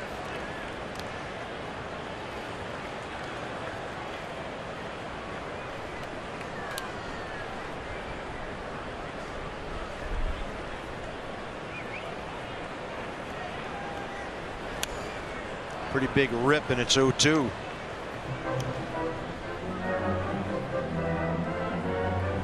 .71 pitches through 4 innings for Glenn Sparkman. Tomorrow's matchup is 26-year-old Jacob Junis, who's 4-8 against Patrick Corbin, who's been dealing. So today's game could set up a rubber game. It's what the Nats want. Take that 5 over 500 thing into the break.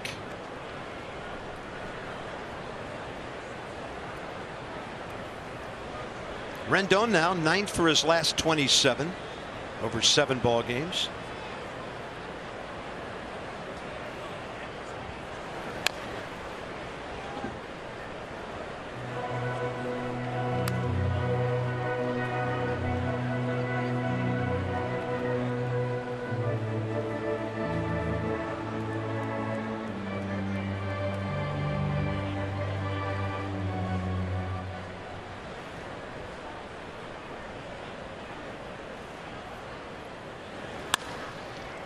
And that one, oh, it came up at the end on Mondesi, the shortstop, and he throws out Rendon.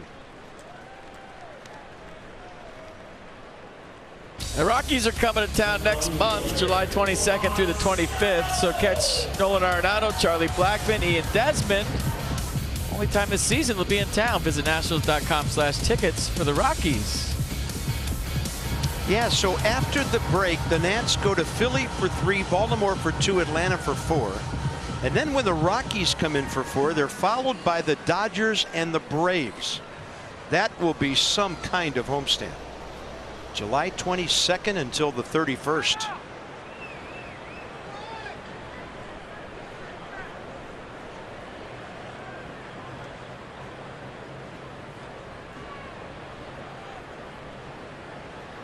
Soto's hit 2 line drives today.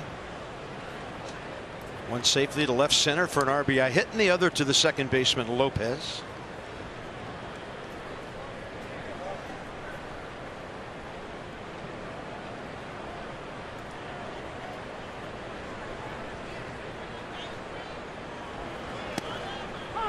And a good breaking ball, 1-1.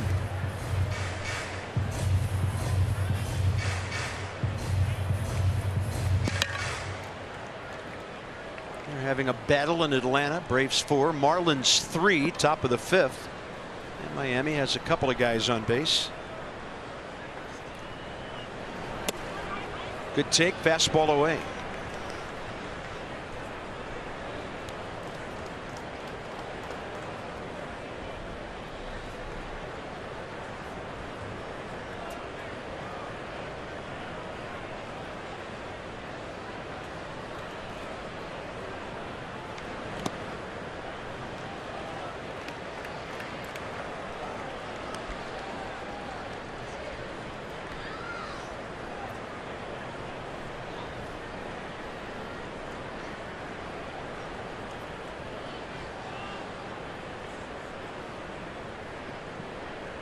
Oh my goodness.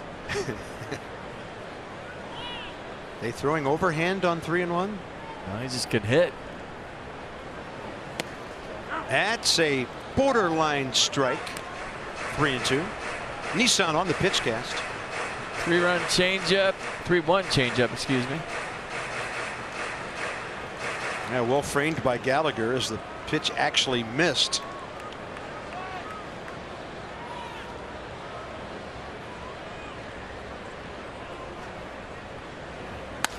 Soto, another line drive. That'll back up Alex Gordon. 2 down here in the 5th. Let's have a look around the league. It's presented by the Make Today the Day folks, PNC. So the Padres and the Dodgers, they set the field. On the field, they didn't feel it a whole lot last night. But the folks in the upper deck of Dodger Stadium did a 7.1 magnitude earthquake. The Twins keep on hitting homers. Look at that, 163. And Garrett Cole, the former Pirate, unbeatable when the Astros are home. 20-5. Hey, that one we had here, what was that, 11? The 6.0? Yeah. Or 12? I can't remember. That was legit. And that was a 6.0. Closed the monument for a while.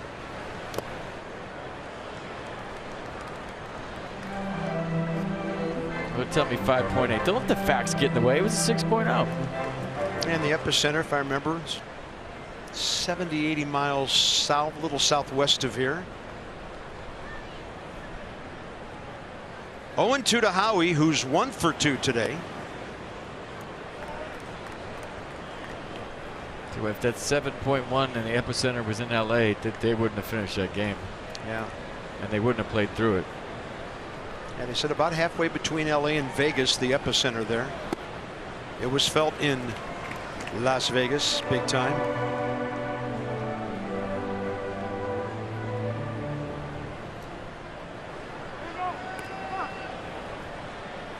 Two and 2 here in the 5th with the bases empty.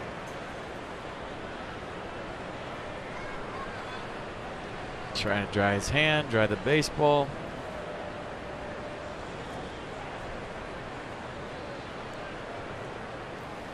Front door, busted bat, and grabbed by Mondesi.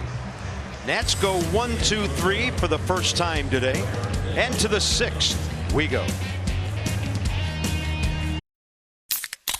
All right, just like we promised, it's time for the Miller Lite Hold True moment. Max Scherzer is pitching today. It's Scherz Day. And every time he takes the mound, all kinds of cool stuff happens. Strikeouts are sexy, Max will tell you that. But so's hitting and hustling at first base.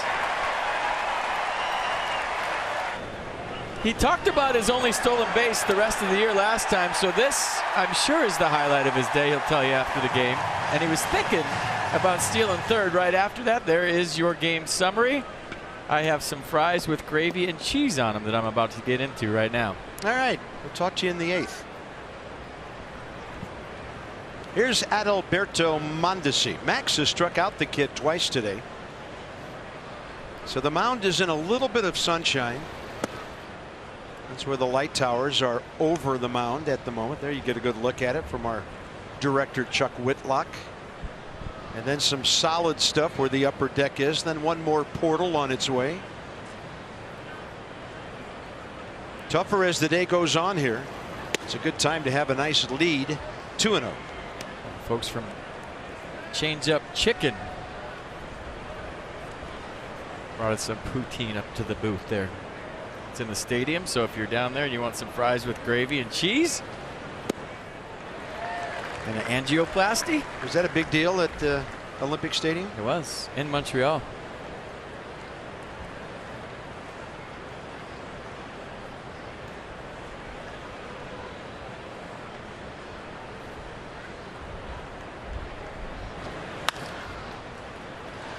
Right there is Howie. He's had several of those today, and Mondesi 0 for 3.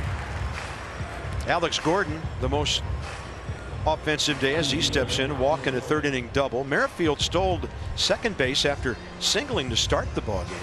Their only other hit, a 2-out single by catcher Cam Gallagher in the 2nd. So Max has retired 8 in a row now. And 11 of 12. Fastball right in there to Gordon. who's now 15 for 40 career against Max. Good pitcher, good hitter, good matchup. So he gives him a couple of heaters.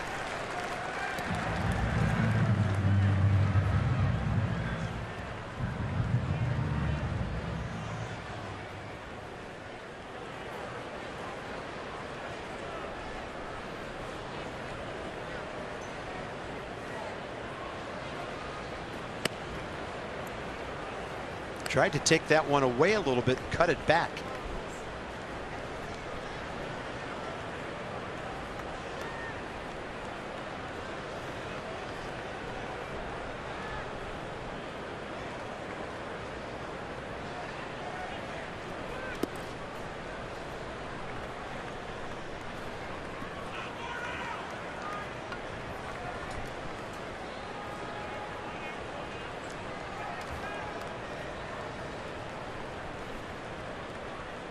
Go high 98 here.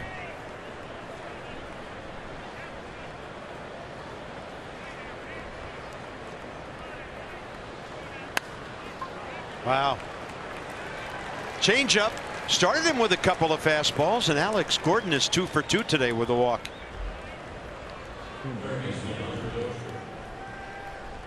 One of the few guys on the planet that sees Max Scherzer well. Showed you the matchup when this thing started. A walk the first time up, a double in the third, now a single in the sixth.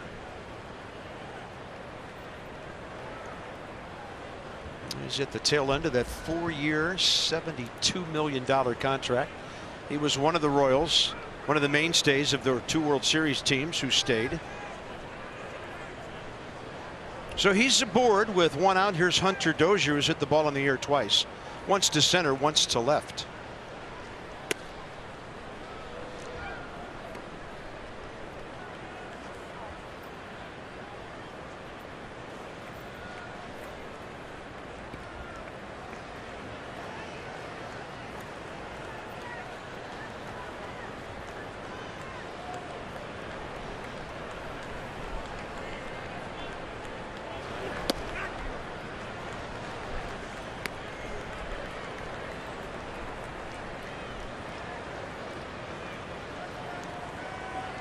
Number 90 coming from Max.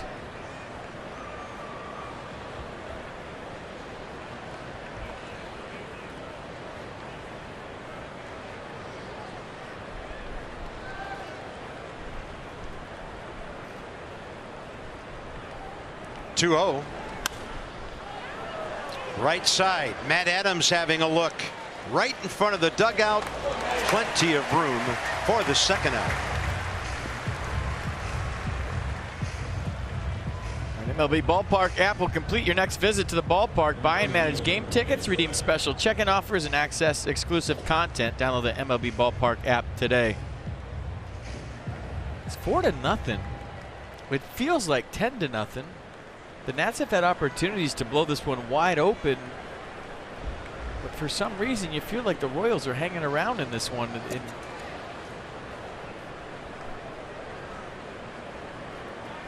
I guess anytime Max is pitching, your lead feels safe, but I feel like the Nats need to add on some more if they can. Turner gets behind it, goes the short way. Howie waiting. So Max, as if on cue, out of the inning, and he's through 6 very good frames. Well, Max working hard today. He's got through 6. He's gone at least 6, all but 2 starts all year. So we've got the present, we've got the past. And I'm still having a hard time wrapping my mind around the fact that it was 50 years ago the Expos were born. That's just a fun day at the ballpark. Very cool of the learners to do this for the organization, the city, just to see where he came from. I think for one day it's harmless, and it's just cool for the guys. I talked to Sean Doolittle. He was so excited to put the iconic uniforms on today. And Max Scherzer's thrilled us all so far. And it feels like it's got a good vibe about it, I think. And I think it's worthy to note that is not something you just picked up at the team store. That's one of your actual jerseys from back then, right? This is the 1998 30th anniversary edition. A lot of 0 for 4s in this jersey right here. Well, you got a single-digit number. They must have liked you. They don't just hand out single-digit numbers in the big leagues to anybody. It's my number 7. Trey Turner is doing it proud. I don't think number 7 has ever played so well in that uni. Here's Big City.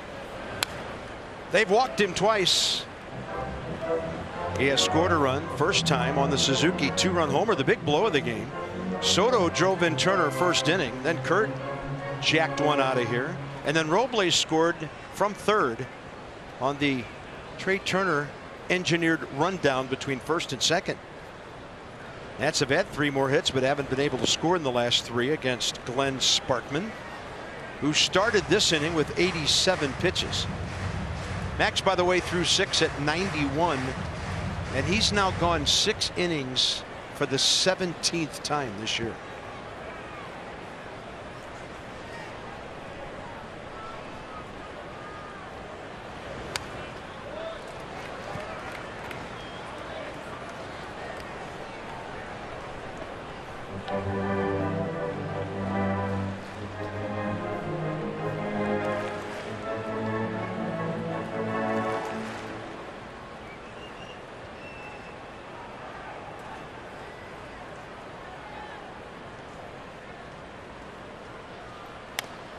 Off speed had him out ahead.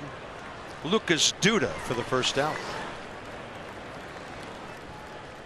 DC Lexus dealers donate $250 to the Children's National Health System for the first 200 homers hit by the Nats this year. Lexus, experience amazing. Kurt Suzuki's 10-pitch homer today was amazing.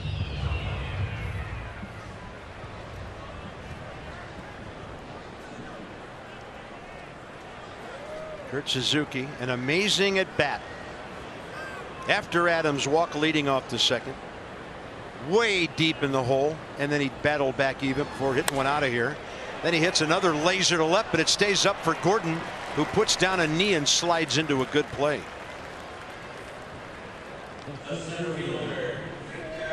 So we're into the 6 o'clock hour here. Ball game started at 4:05.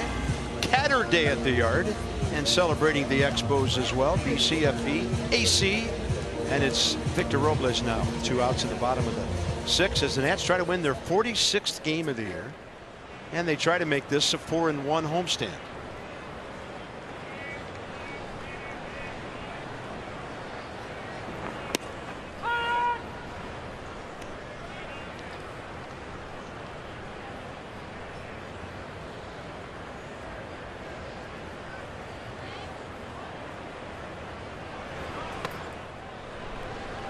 And 0-2.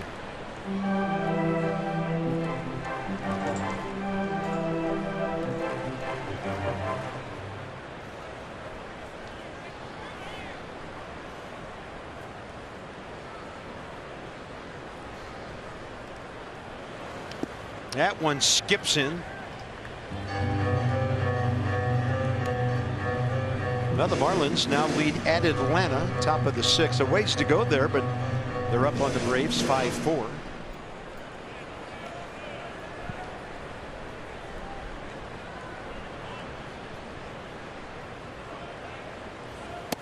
At breaking balls in there. So Sparkman has retired 8 in a row, settling down his day. We go to the 7th. 4-0 Nats, and that's the best idea of the day right there. Well, here they just celebrated Andre Dawson on the video board. So we will as well here on MASN. Amazing years with the Expos, 76 through 86. He won a total of 6 gold gloves, 3 silver sluggers with Montreal. Was a rookie of the year in 77, and the Hawk kind of defined power and speed back then. See that last shot? That's like a 30-inch waist. And he left 2 knees on the turf at Montreal. And how did we ever watch baseball back in the day? That looked like we were watching underwater. It's amazing. Look at the Nats Expos franchise hit leaders. Yeah, Tim Wallach was just here with the Marlins as Don Mattingly's bench coach. Tim Raines was here a couple of years ago with Pudge, and they became Hall of Famers. Well, Max is at 91 pitches, 66 strikes. And now he's trying to go at least 7 for the 12th time this year. Shift on for Lucas Duda. Max has struck him out swinging twice. Double barrel action. Matt Grace pitched for the first time in a long time last night. And Tanner Rainey up as well.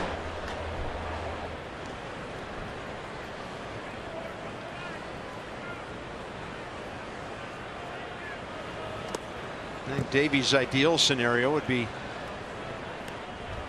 keep it 4-0. Get Max through the 7th to the 7th inning stretch. His batter's spot due up first in the bottom of this inning. Patrick Corbin, tomorrow's starter, hanging out with the skipper and the pitching coach.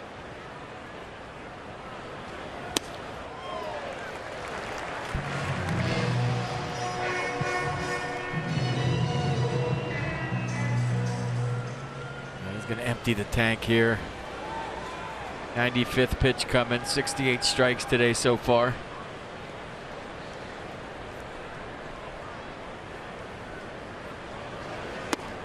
It looked like he went, and that's number 9. Duda for the 3rd time swinging today. Slider couldn't hold up. I'd imagine the shadows are going to start to come into play here in a minute. What time is it? 6 o'clock? Yeah. It's usually when batting practice is about to end and hitters are complaining they can't see. Ball game 2 hours and 2 minutes old. Nicky Lopez, fly ball to center, line drive to right.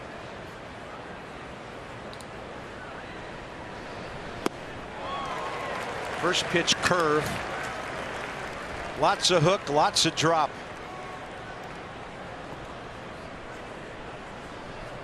Now here's what the hitters are seeing. This should give you a good look. And is it empty the tank time? It is. 0-2.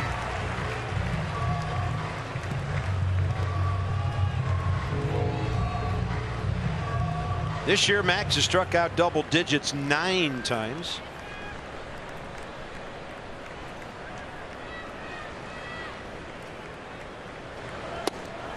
That one cutting inside. In fact, he's on a streak. His last 4 starts: 10 Arizona, 10 Phillies, 10 Miami, 14 Detroit.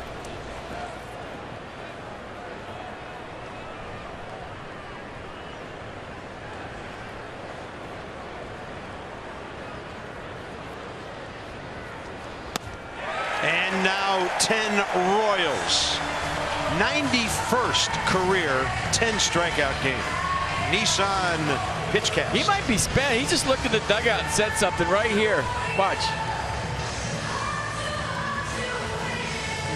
I got it. I got it. And maybe they talked before he went out that, hey, keep an eye on me this inning. It's hot. Whatever, whatever, whatever. 91st game with 10 strikeouts or more. The 24 10-plus games without a walk is the one that just boggles my mind. That's the 3rd most in baseball history. Just 1 walk today to Alex Gordon, the 1st. Cam Gallagher 1 for 2 with a base hit.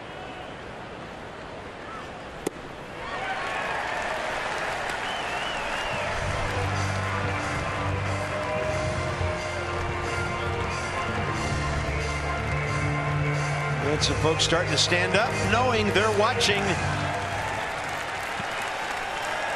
the emptying of the tank here in the 7th. Crowd's into it. I love it.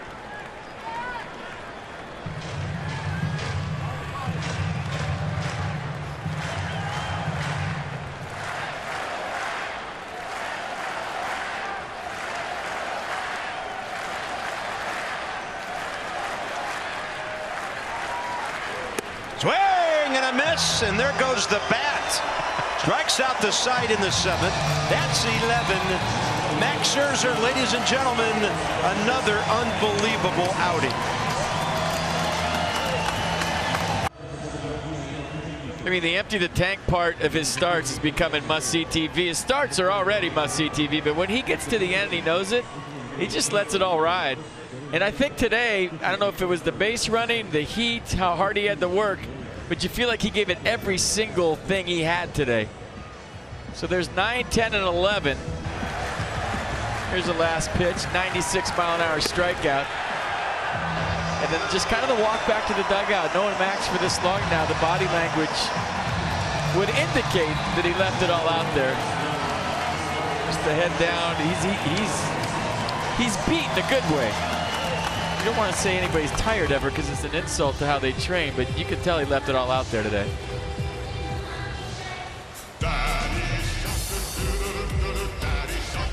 Yeah, I wonder who's hitting. Gerardo Parra facing Jorge Lopez for the first time. 26-year-old righty from Puerto Rico, 22nd appearance. More on him in a second. And Parra swims his way into first. It was booted by Soler, and he gets into second as the throw gets away. Now he's thinking about third. Sit down, buddy.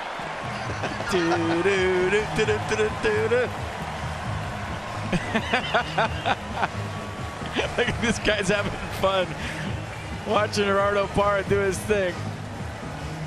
So a bullet to right. Jorge Soler can't corral it. So a single and an error. Good hustle. Pretty good throw on the recovery. Look at the arm.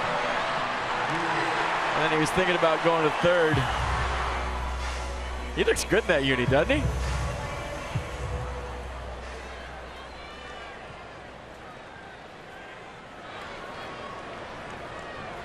So here's Jorge Lopez. 69 innings. He's made 10 starts. 82 hits and 51 earned runs. Billy Hamilton will bat ninth and play center field. Whit Merrifield, who can play anywhere it seems, goes to second. Nicky Lopez switched out of the ball game, double switched out, so their pitcher is hitting seventh.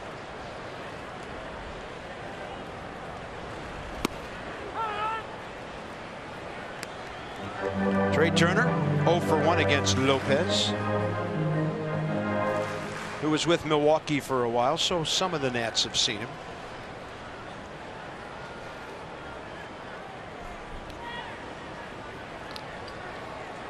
That's a big play by Parra. The Nats need some add-ons.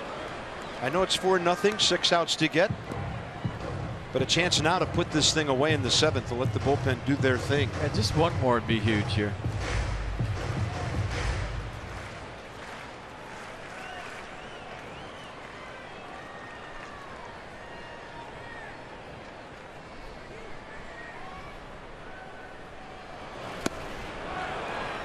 Had him lunging and strikes him out with a big breaker. You know, Carpa, Gerardo Parra is the living, breathing example of why I have trouble with analytics at times. You know, I like when they match up with what your eyes are telling you based on your experience and seeing a number of games. I'm coming around to all of it, wrapping my arms around it, and then all of a sudden this guy comes along who is released by the Giants and turns your whole season around, and there's no WAR or VORP or FIP or anything to prove why that happens. The intangibles, the chemistry.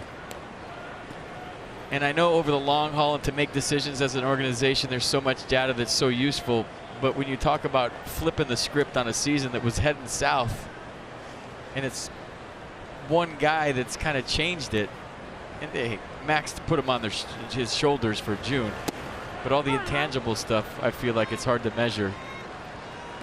No, it's a good call because you know there were probably several ball clubs that looked at his numbers with the Giants and say, well, that guy can't help us. And then Mike Rizzo brings him in and he gets things going with a grand slam. The pinch hit shot at Dodger Stadium, got the Nats a split. And then he does all kind of other things that go way beyond the numbers. Well, that's why Mike's so good at what he does, because it's not just about the numbers. It's years of scouting and development and being around the team on a daily basis, unlike a lot of GMs, to get the feel of the clubhouse. You know, if you're not with a team and you don't travel with a team, how are you going to know? And hey, we need some leadership. We need somebody to loosen them up. And maybe he just did it and it worked. I don't know, but he's done it before. And I don't care what his batting average is or any of that. What he's brought to this ball club is flipped the script on the whole season. Adam Eaton 1 for 3, a double to right center, 2 fly balls to center. 0 for 1 career against Lopez.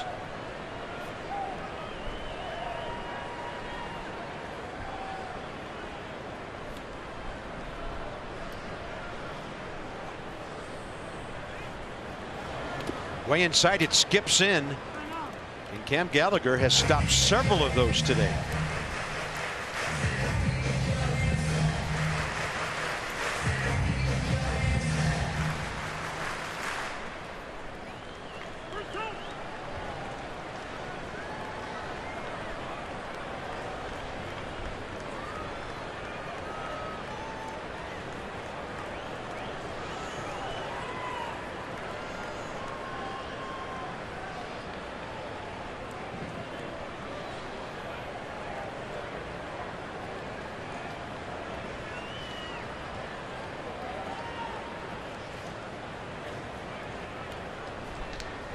Three-2. Rendon next. And a bouncer the other way, and it skips by the glove of Dozier. Parra was holding. He sees an opening and gets to third. First and third, 1 out. Yeah, you know, if this ball hit one more time and had a chance, it got to score that hit. Parra was heading back to second, then he had to stick a cleat in the ground and scramble to third.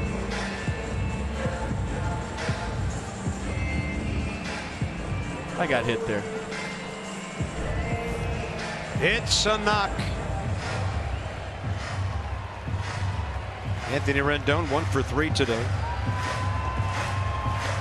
And now an at bat that could go a long way toward putting this one away.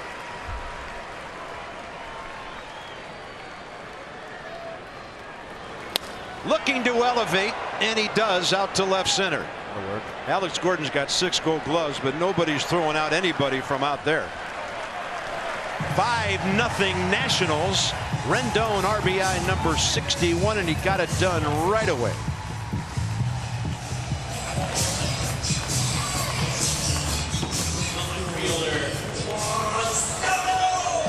Next up, Soto, who's hit 3 line drives today. He just went eye roll right there. He felt like he should have put that one to seats, I think.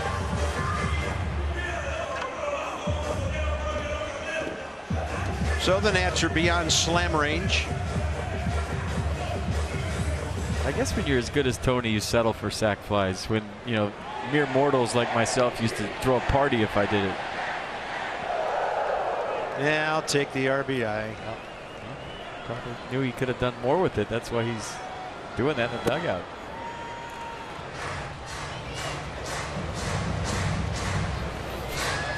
That close to 21.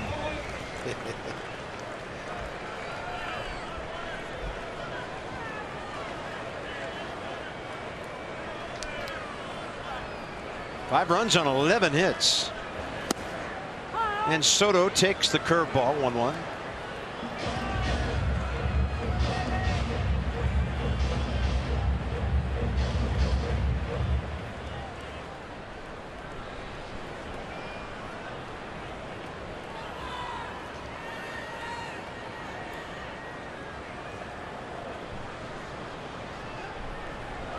On the move.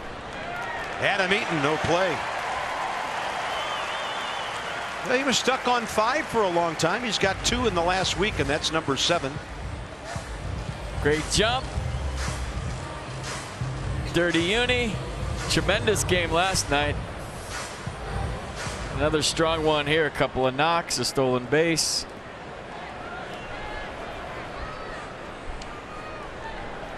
Now Soto a chance for number 55, actually 56. He's already driven in 1. So add another, and the Nationals lead 6-0. He has centered the ball 4 times today. Es muy bueno. Good manufacture of the run by Eaton and Soto. It's good baseball. Bernardo Parra getting it going with a hustle double, then Adam Eaton with the infield single, steals a bag. Anthony Rendon with the sac fly, and then this. 4 line drives today, like you said. So 301 batting average, 410 on base percentage going up. Here's Howie, who's 1 for 3.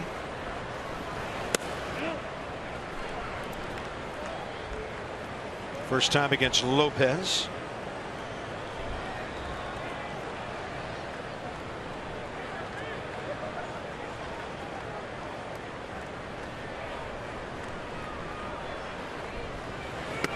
Ooh.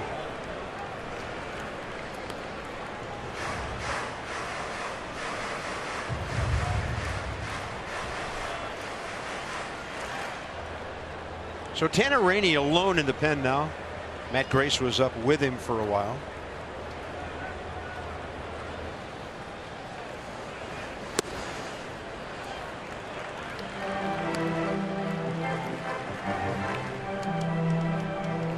I'm still singing Baby Shark in my head. Man. And then I almost just sang it on air again, but I just didn't want to do it to everybody.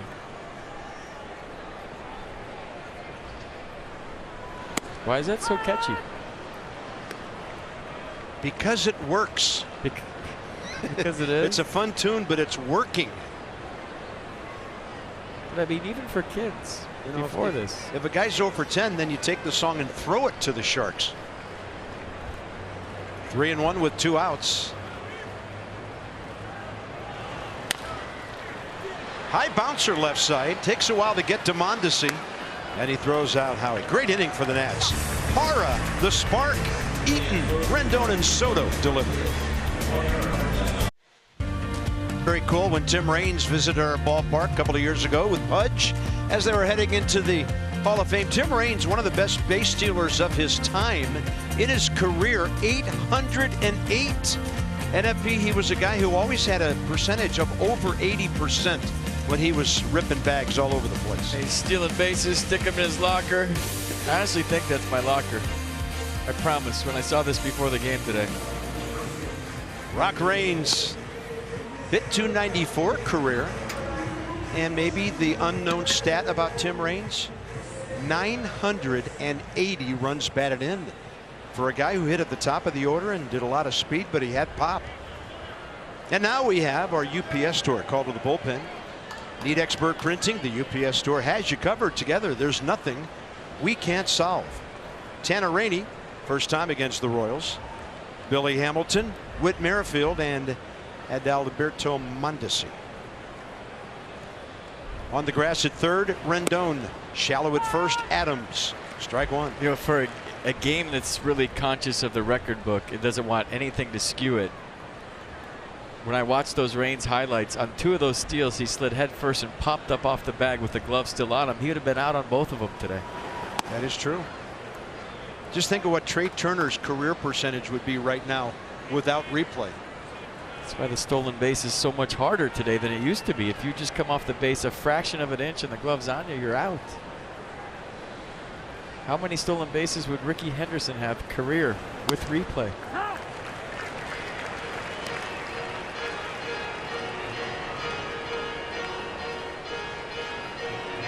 Billy Hamilton, pinch runner in the 8th inning last night, had a double in the 10th, but the Royals didn't score in that inning. It was basically a single that he made into a double. He's going to lift this one to right. Adam Eaton is on the way. Countdown down to 5 outs. Oh, let's hammer some crabs together. July 16th. Get that mallet and knock them out. To get your tickets, visit nationals.com/crabfeast. We'll be in Baltimore, but you can get a koozie, a mallet, all the crab you want.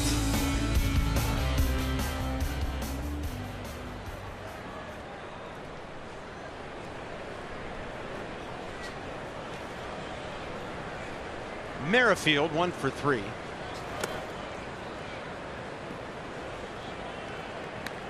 An Alex Chappell autograph to the first person who drives some of those up to us at Camden Yards. Now, how about that for incentive?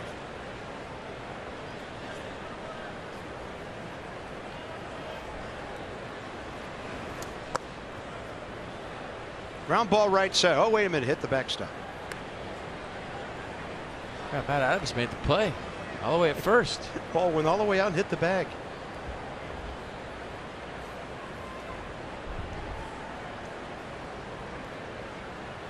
Fastball hit Yuppie. I miss Yuppie. Yeah, he was the rock star there.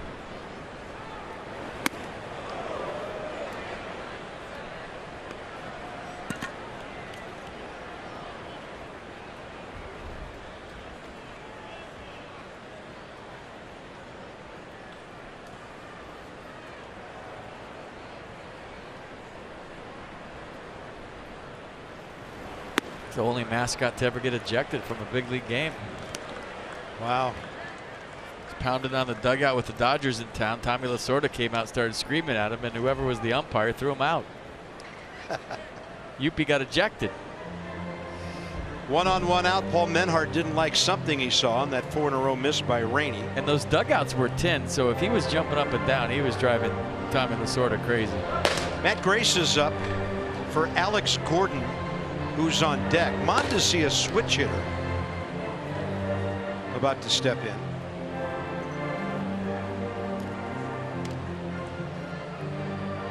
Matt just picked up 2 add-on runs. Last thing Paul Menhart wants anybody from the bullpen to do is start giving free bases.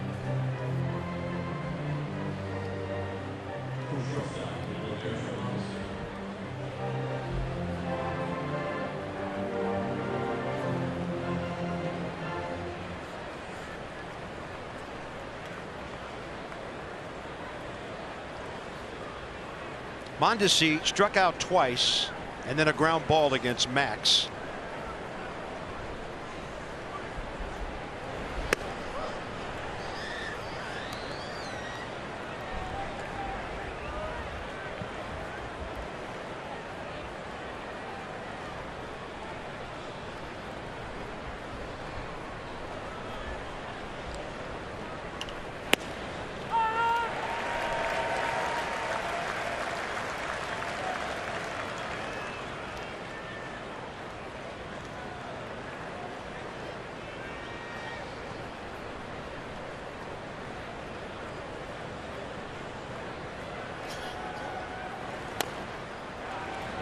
And he got the slider in on his hands for strike 2.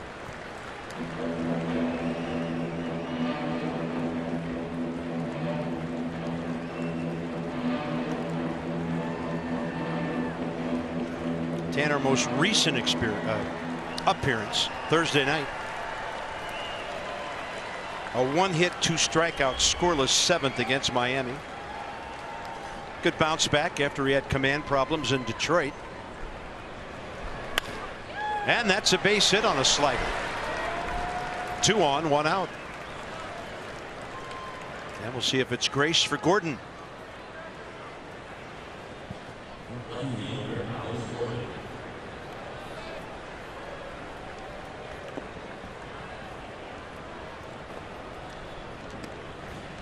Maybe the luxury of the extra 2 runs keeps Rainey in the game here.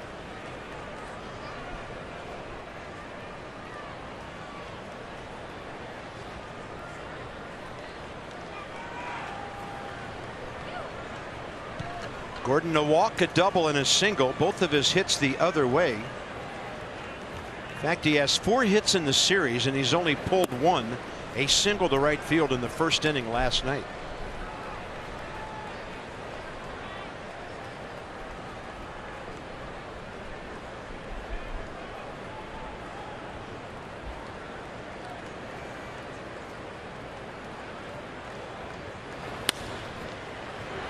Looks like 2. Howie to Turner, 4-6-3. Gene Mauch stays with Tanner Rainey, and it pays off. Copyrighted telecast is presented by authority of the Washington Nationals and may not be reproduced or retransmitted in any form. And the accounts and descriptions of this game may not be disseminated without the express written consent of the Washington Nationals.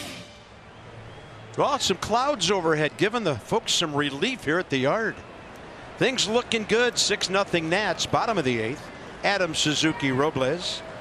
Jorge Lopez still on the mound. Tanner Rainey, thanks to the double play ball, just had a much quicker 8th inning than we thought he might.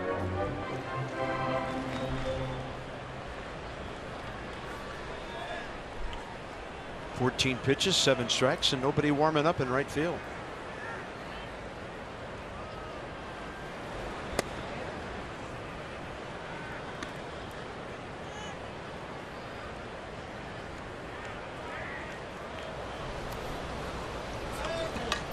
Two walks, a grounder for Matt today.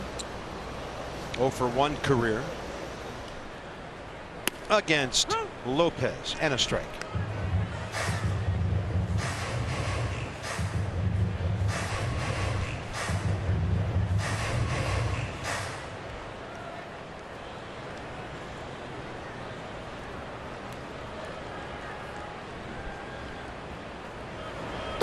Swing and a miss on a breaking ball, down and in. Second K by Lopez. All right, get your mid-range game ready. Top Golf Crush coming to Nationals Park August 22nd through the 25th. You'll be hitting golf balls from the third base line and at colorful targets on the Nationals Park field. Tickets on sale, nationals.com/topgolf.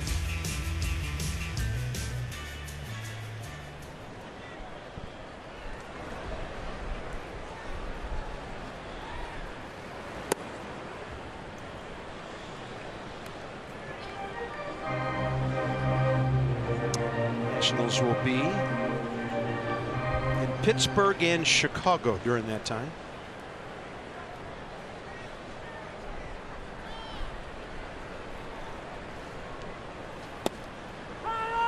One and one.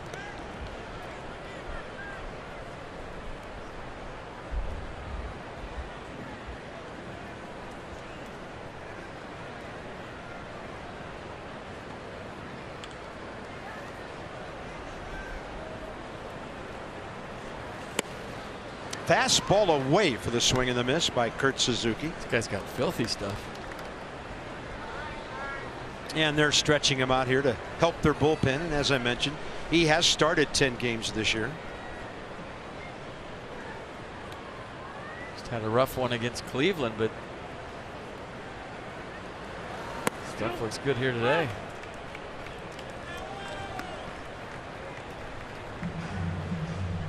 Has been hittable. 82 hits in 69 innings coming in.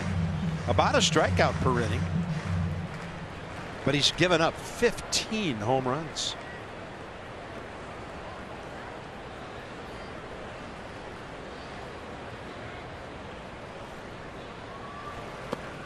Has sharp breaker on the slider. Wow. Lance Barksdale punches out Kurt Suzuki from first. Well, tomorrow we'll wrap up the mythical first half, even though it'll be game number 89. Patrick Corbin was fabulous here on Tuesday night after the death of his close friend Tyler Skaggs. So his last 3 starts, 1.29 the ERA, 6-1 strikeouts to walks, 2 wins. Jacob Junis 4-8 for the Royals. 1 p.m. Nets extra pregame tomorrow. First pitch 1:35.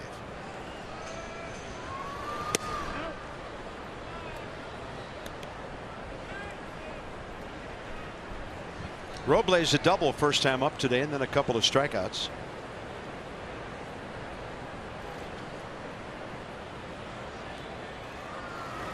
Front door on the breaking ball and a pop to left center.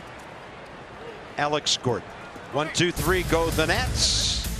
Nationals baseball on MASN, brought to you by FH Fur Plumbing, Heating, Air Conditioning, Electrical. Absolutely the best.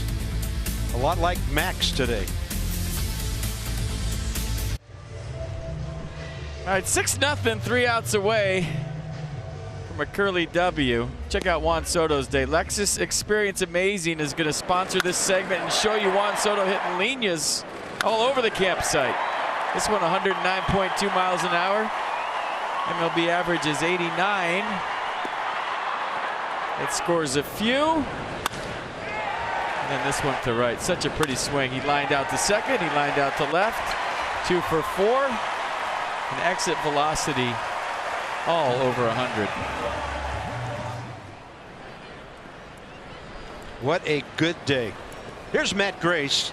Didn't pitch for nearly 2 weeks, and now he's going to go back-to-back Friday and Saturday. First up, Hunter Dozier.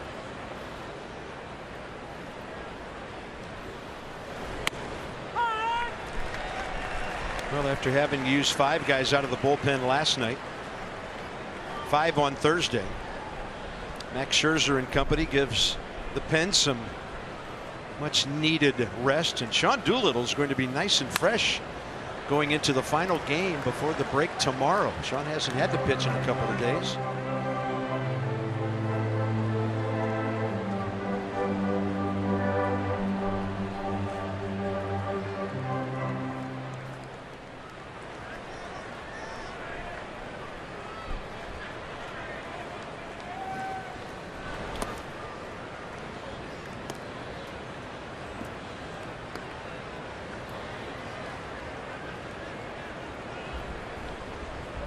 Need the fishes to hold on down there in Atlanta. Starting to watch scoreboards, Carp, I have to admit it. That's good. I knew I'd bring you around eventually. I've been watching them since April.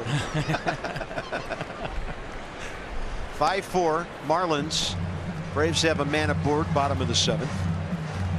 The best the Nats could do with some help would be 5 over 500 and 5 out of first place by tomorrow night.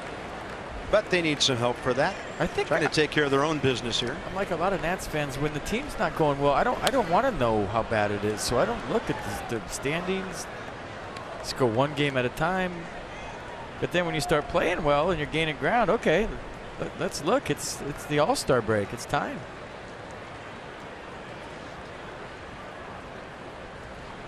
Maybe it says more about me than anything else. That's a swing. Suzuki has to retrieve it. He's got time. And a bullet out on a close play gets Dozier at first. The umpiring crew handled that really well. John Tumpain, quick appeal to Barksdale, immediate swing sign, and then everything broke loose. Yeah, I think Kurt Suzuki handled it well too. He didn't panic. He hustled over there before the call. He didn't wait for the call. If you do, it's too late. Finds the baseball and then throws a seed right on the money to Matt Adams. Good stretch. 1 out. And Washington area Toyota dealers help children and their families by making a donation of $50 to the Children's NIH for every strikeout by a Nats pitcher this season. $550 today. 500. Well, actually 600 now. 550 just from Max. So it's Grace and Soler, who's 2 for 3 career against him.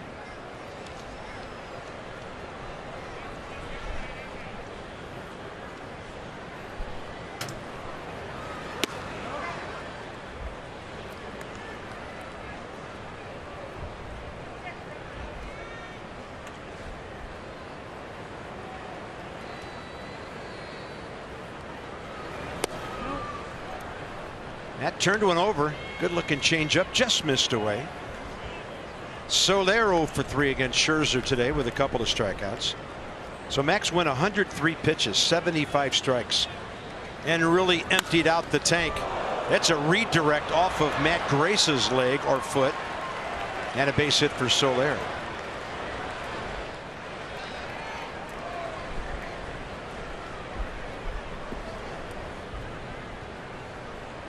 Is he okay?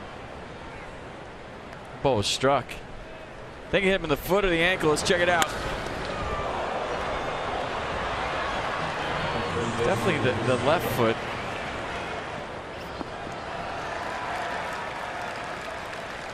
That's one that hurt, and you just don't want to show that it hurt. Yeah, 100 plus ground balls carrying this year.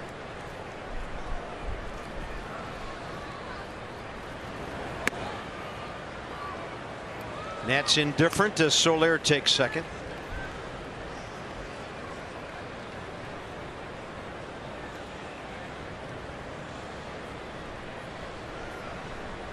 And this is Cuthbert for Duda. Chesler Cuthbert on the pinch hitting appearance. 1-1. And then Maldonado, the catcher, next.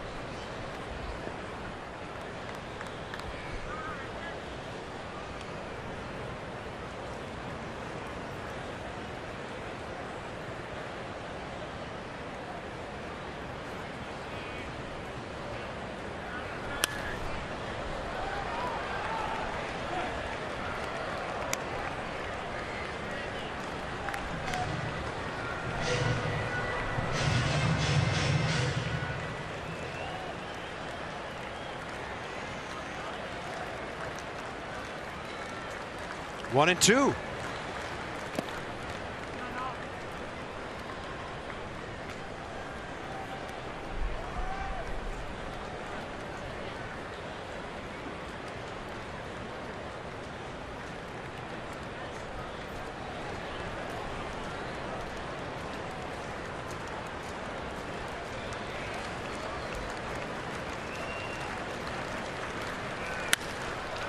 Turner there.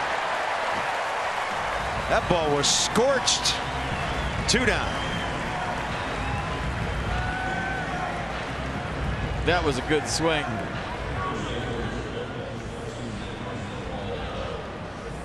And their catcher, their other catcher, Martin Maldonado, will hit here. Nats are not away from their 46th win.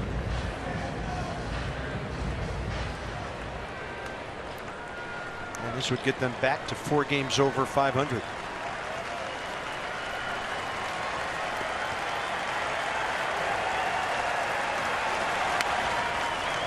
Crowd of 27,863. The way the Nats came out swinging, they were entertained right from the first couple of hacks today.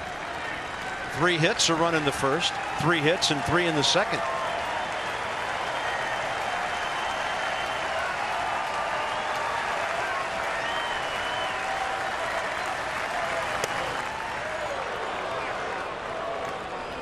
So the Braves didn't score in the 7th. They'll go to the 8th, and you all can keep track of that game on your devices as we wrap this one up. Today was fun. Good feel-good day at the ballpark. A lot of different reasons. The Expos and the Nats. Rendon, this one's over in a ball game that takes about 2 hours fewer than last night's did. Unofficially 2 hours and 45 minutes for the Nats to shut out the Royals 6-0 on another brilliant afternoon for Max Scherzer. And the Expos are 1-0. Hope the boys had fun in those unis. I sure did. Yeah, break up the Expos. The Nats are 46-42. We'll wrap it up from Nationals Park in a moment.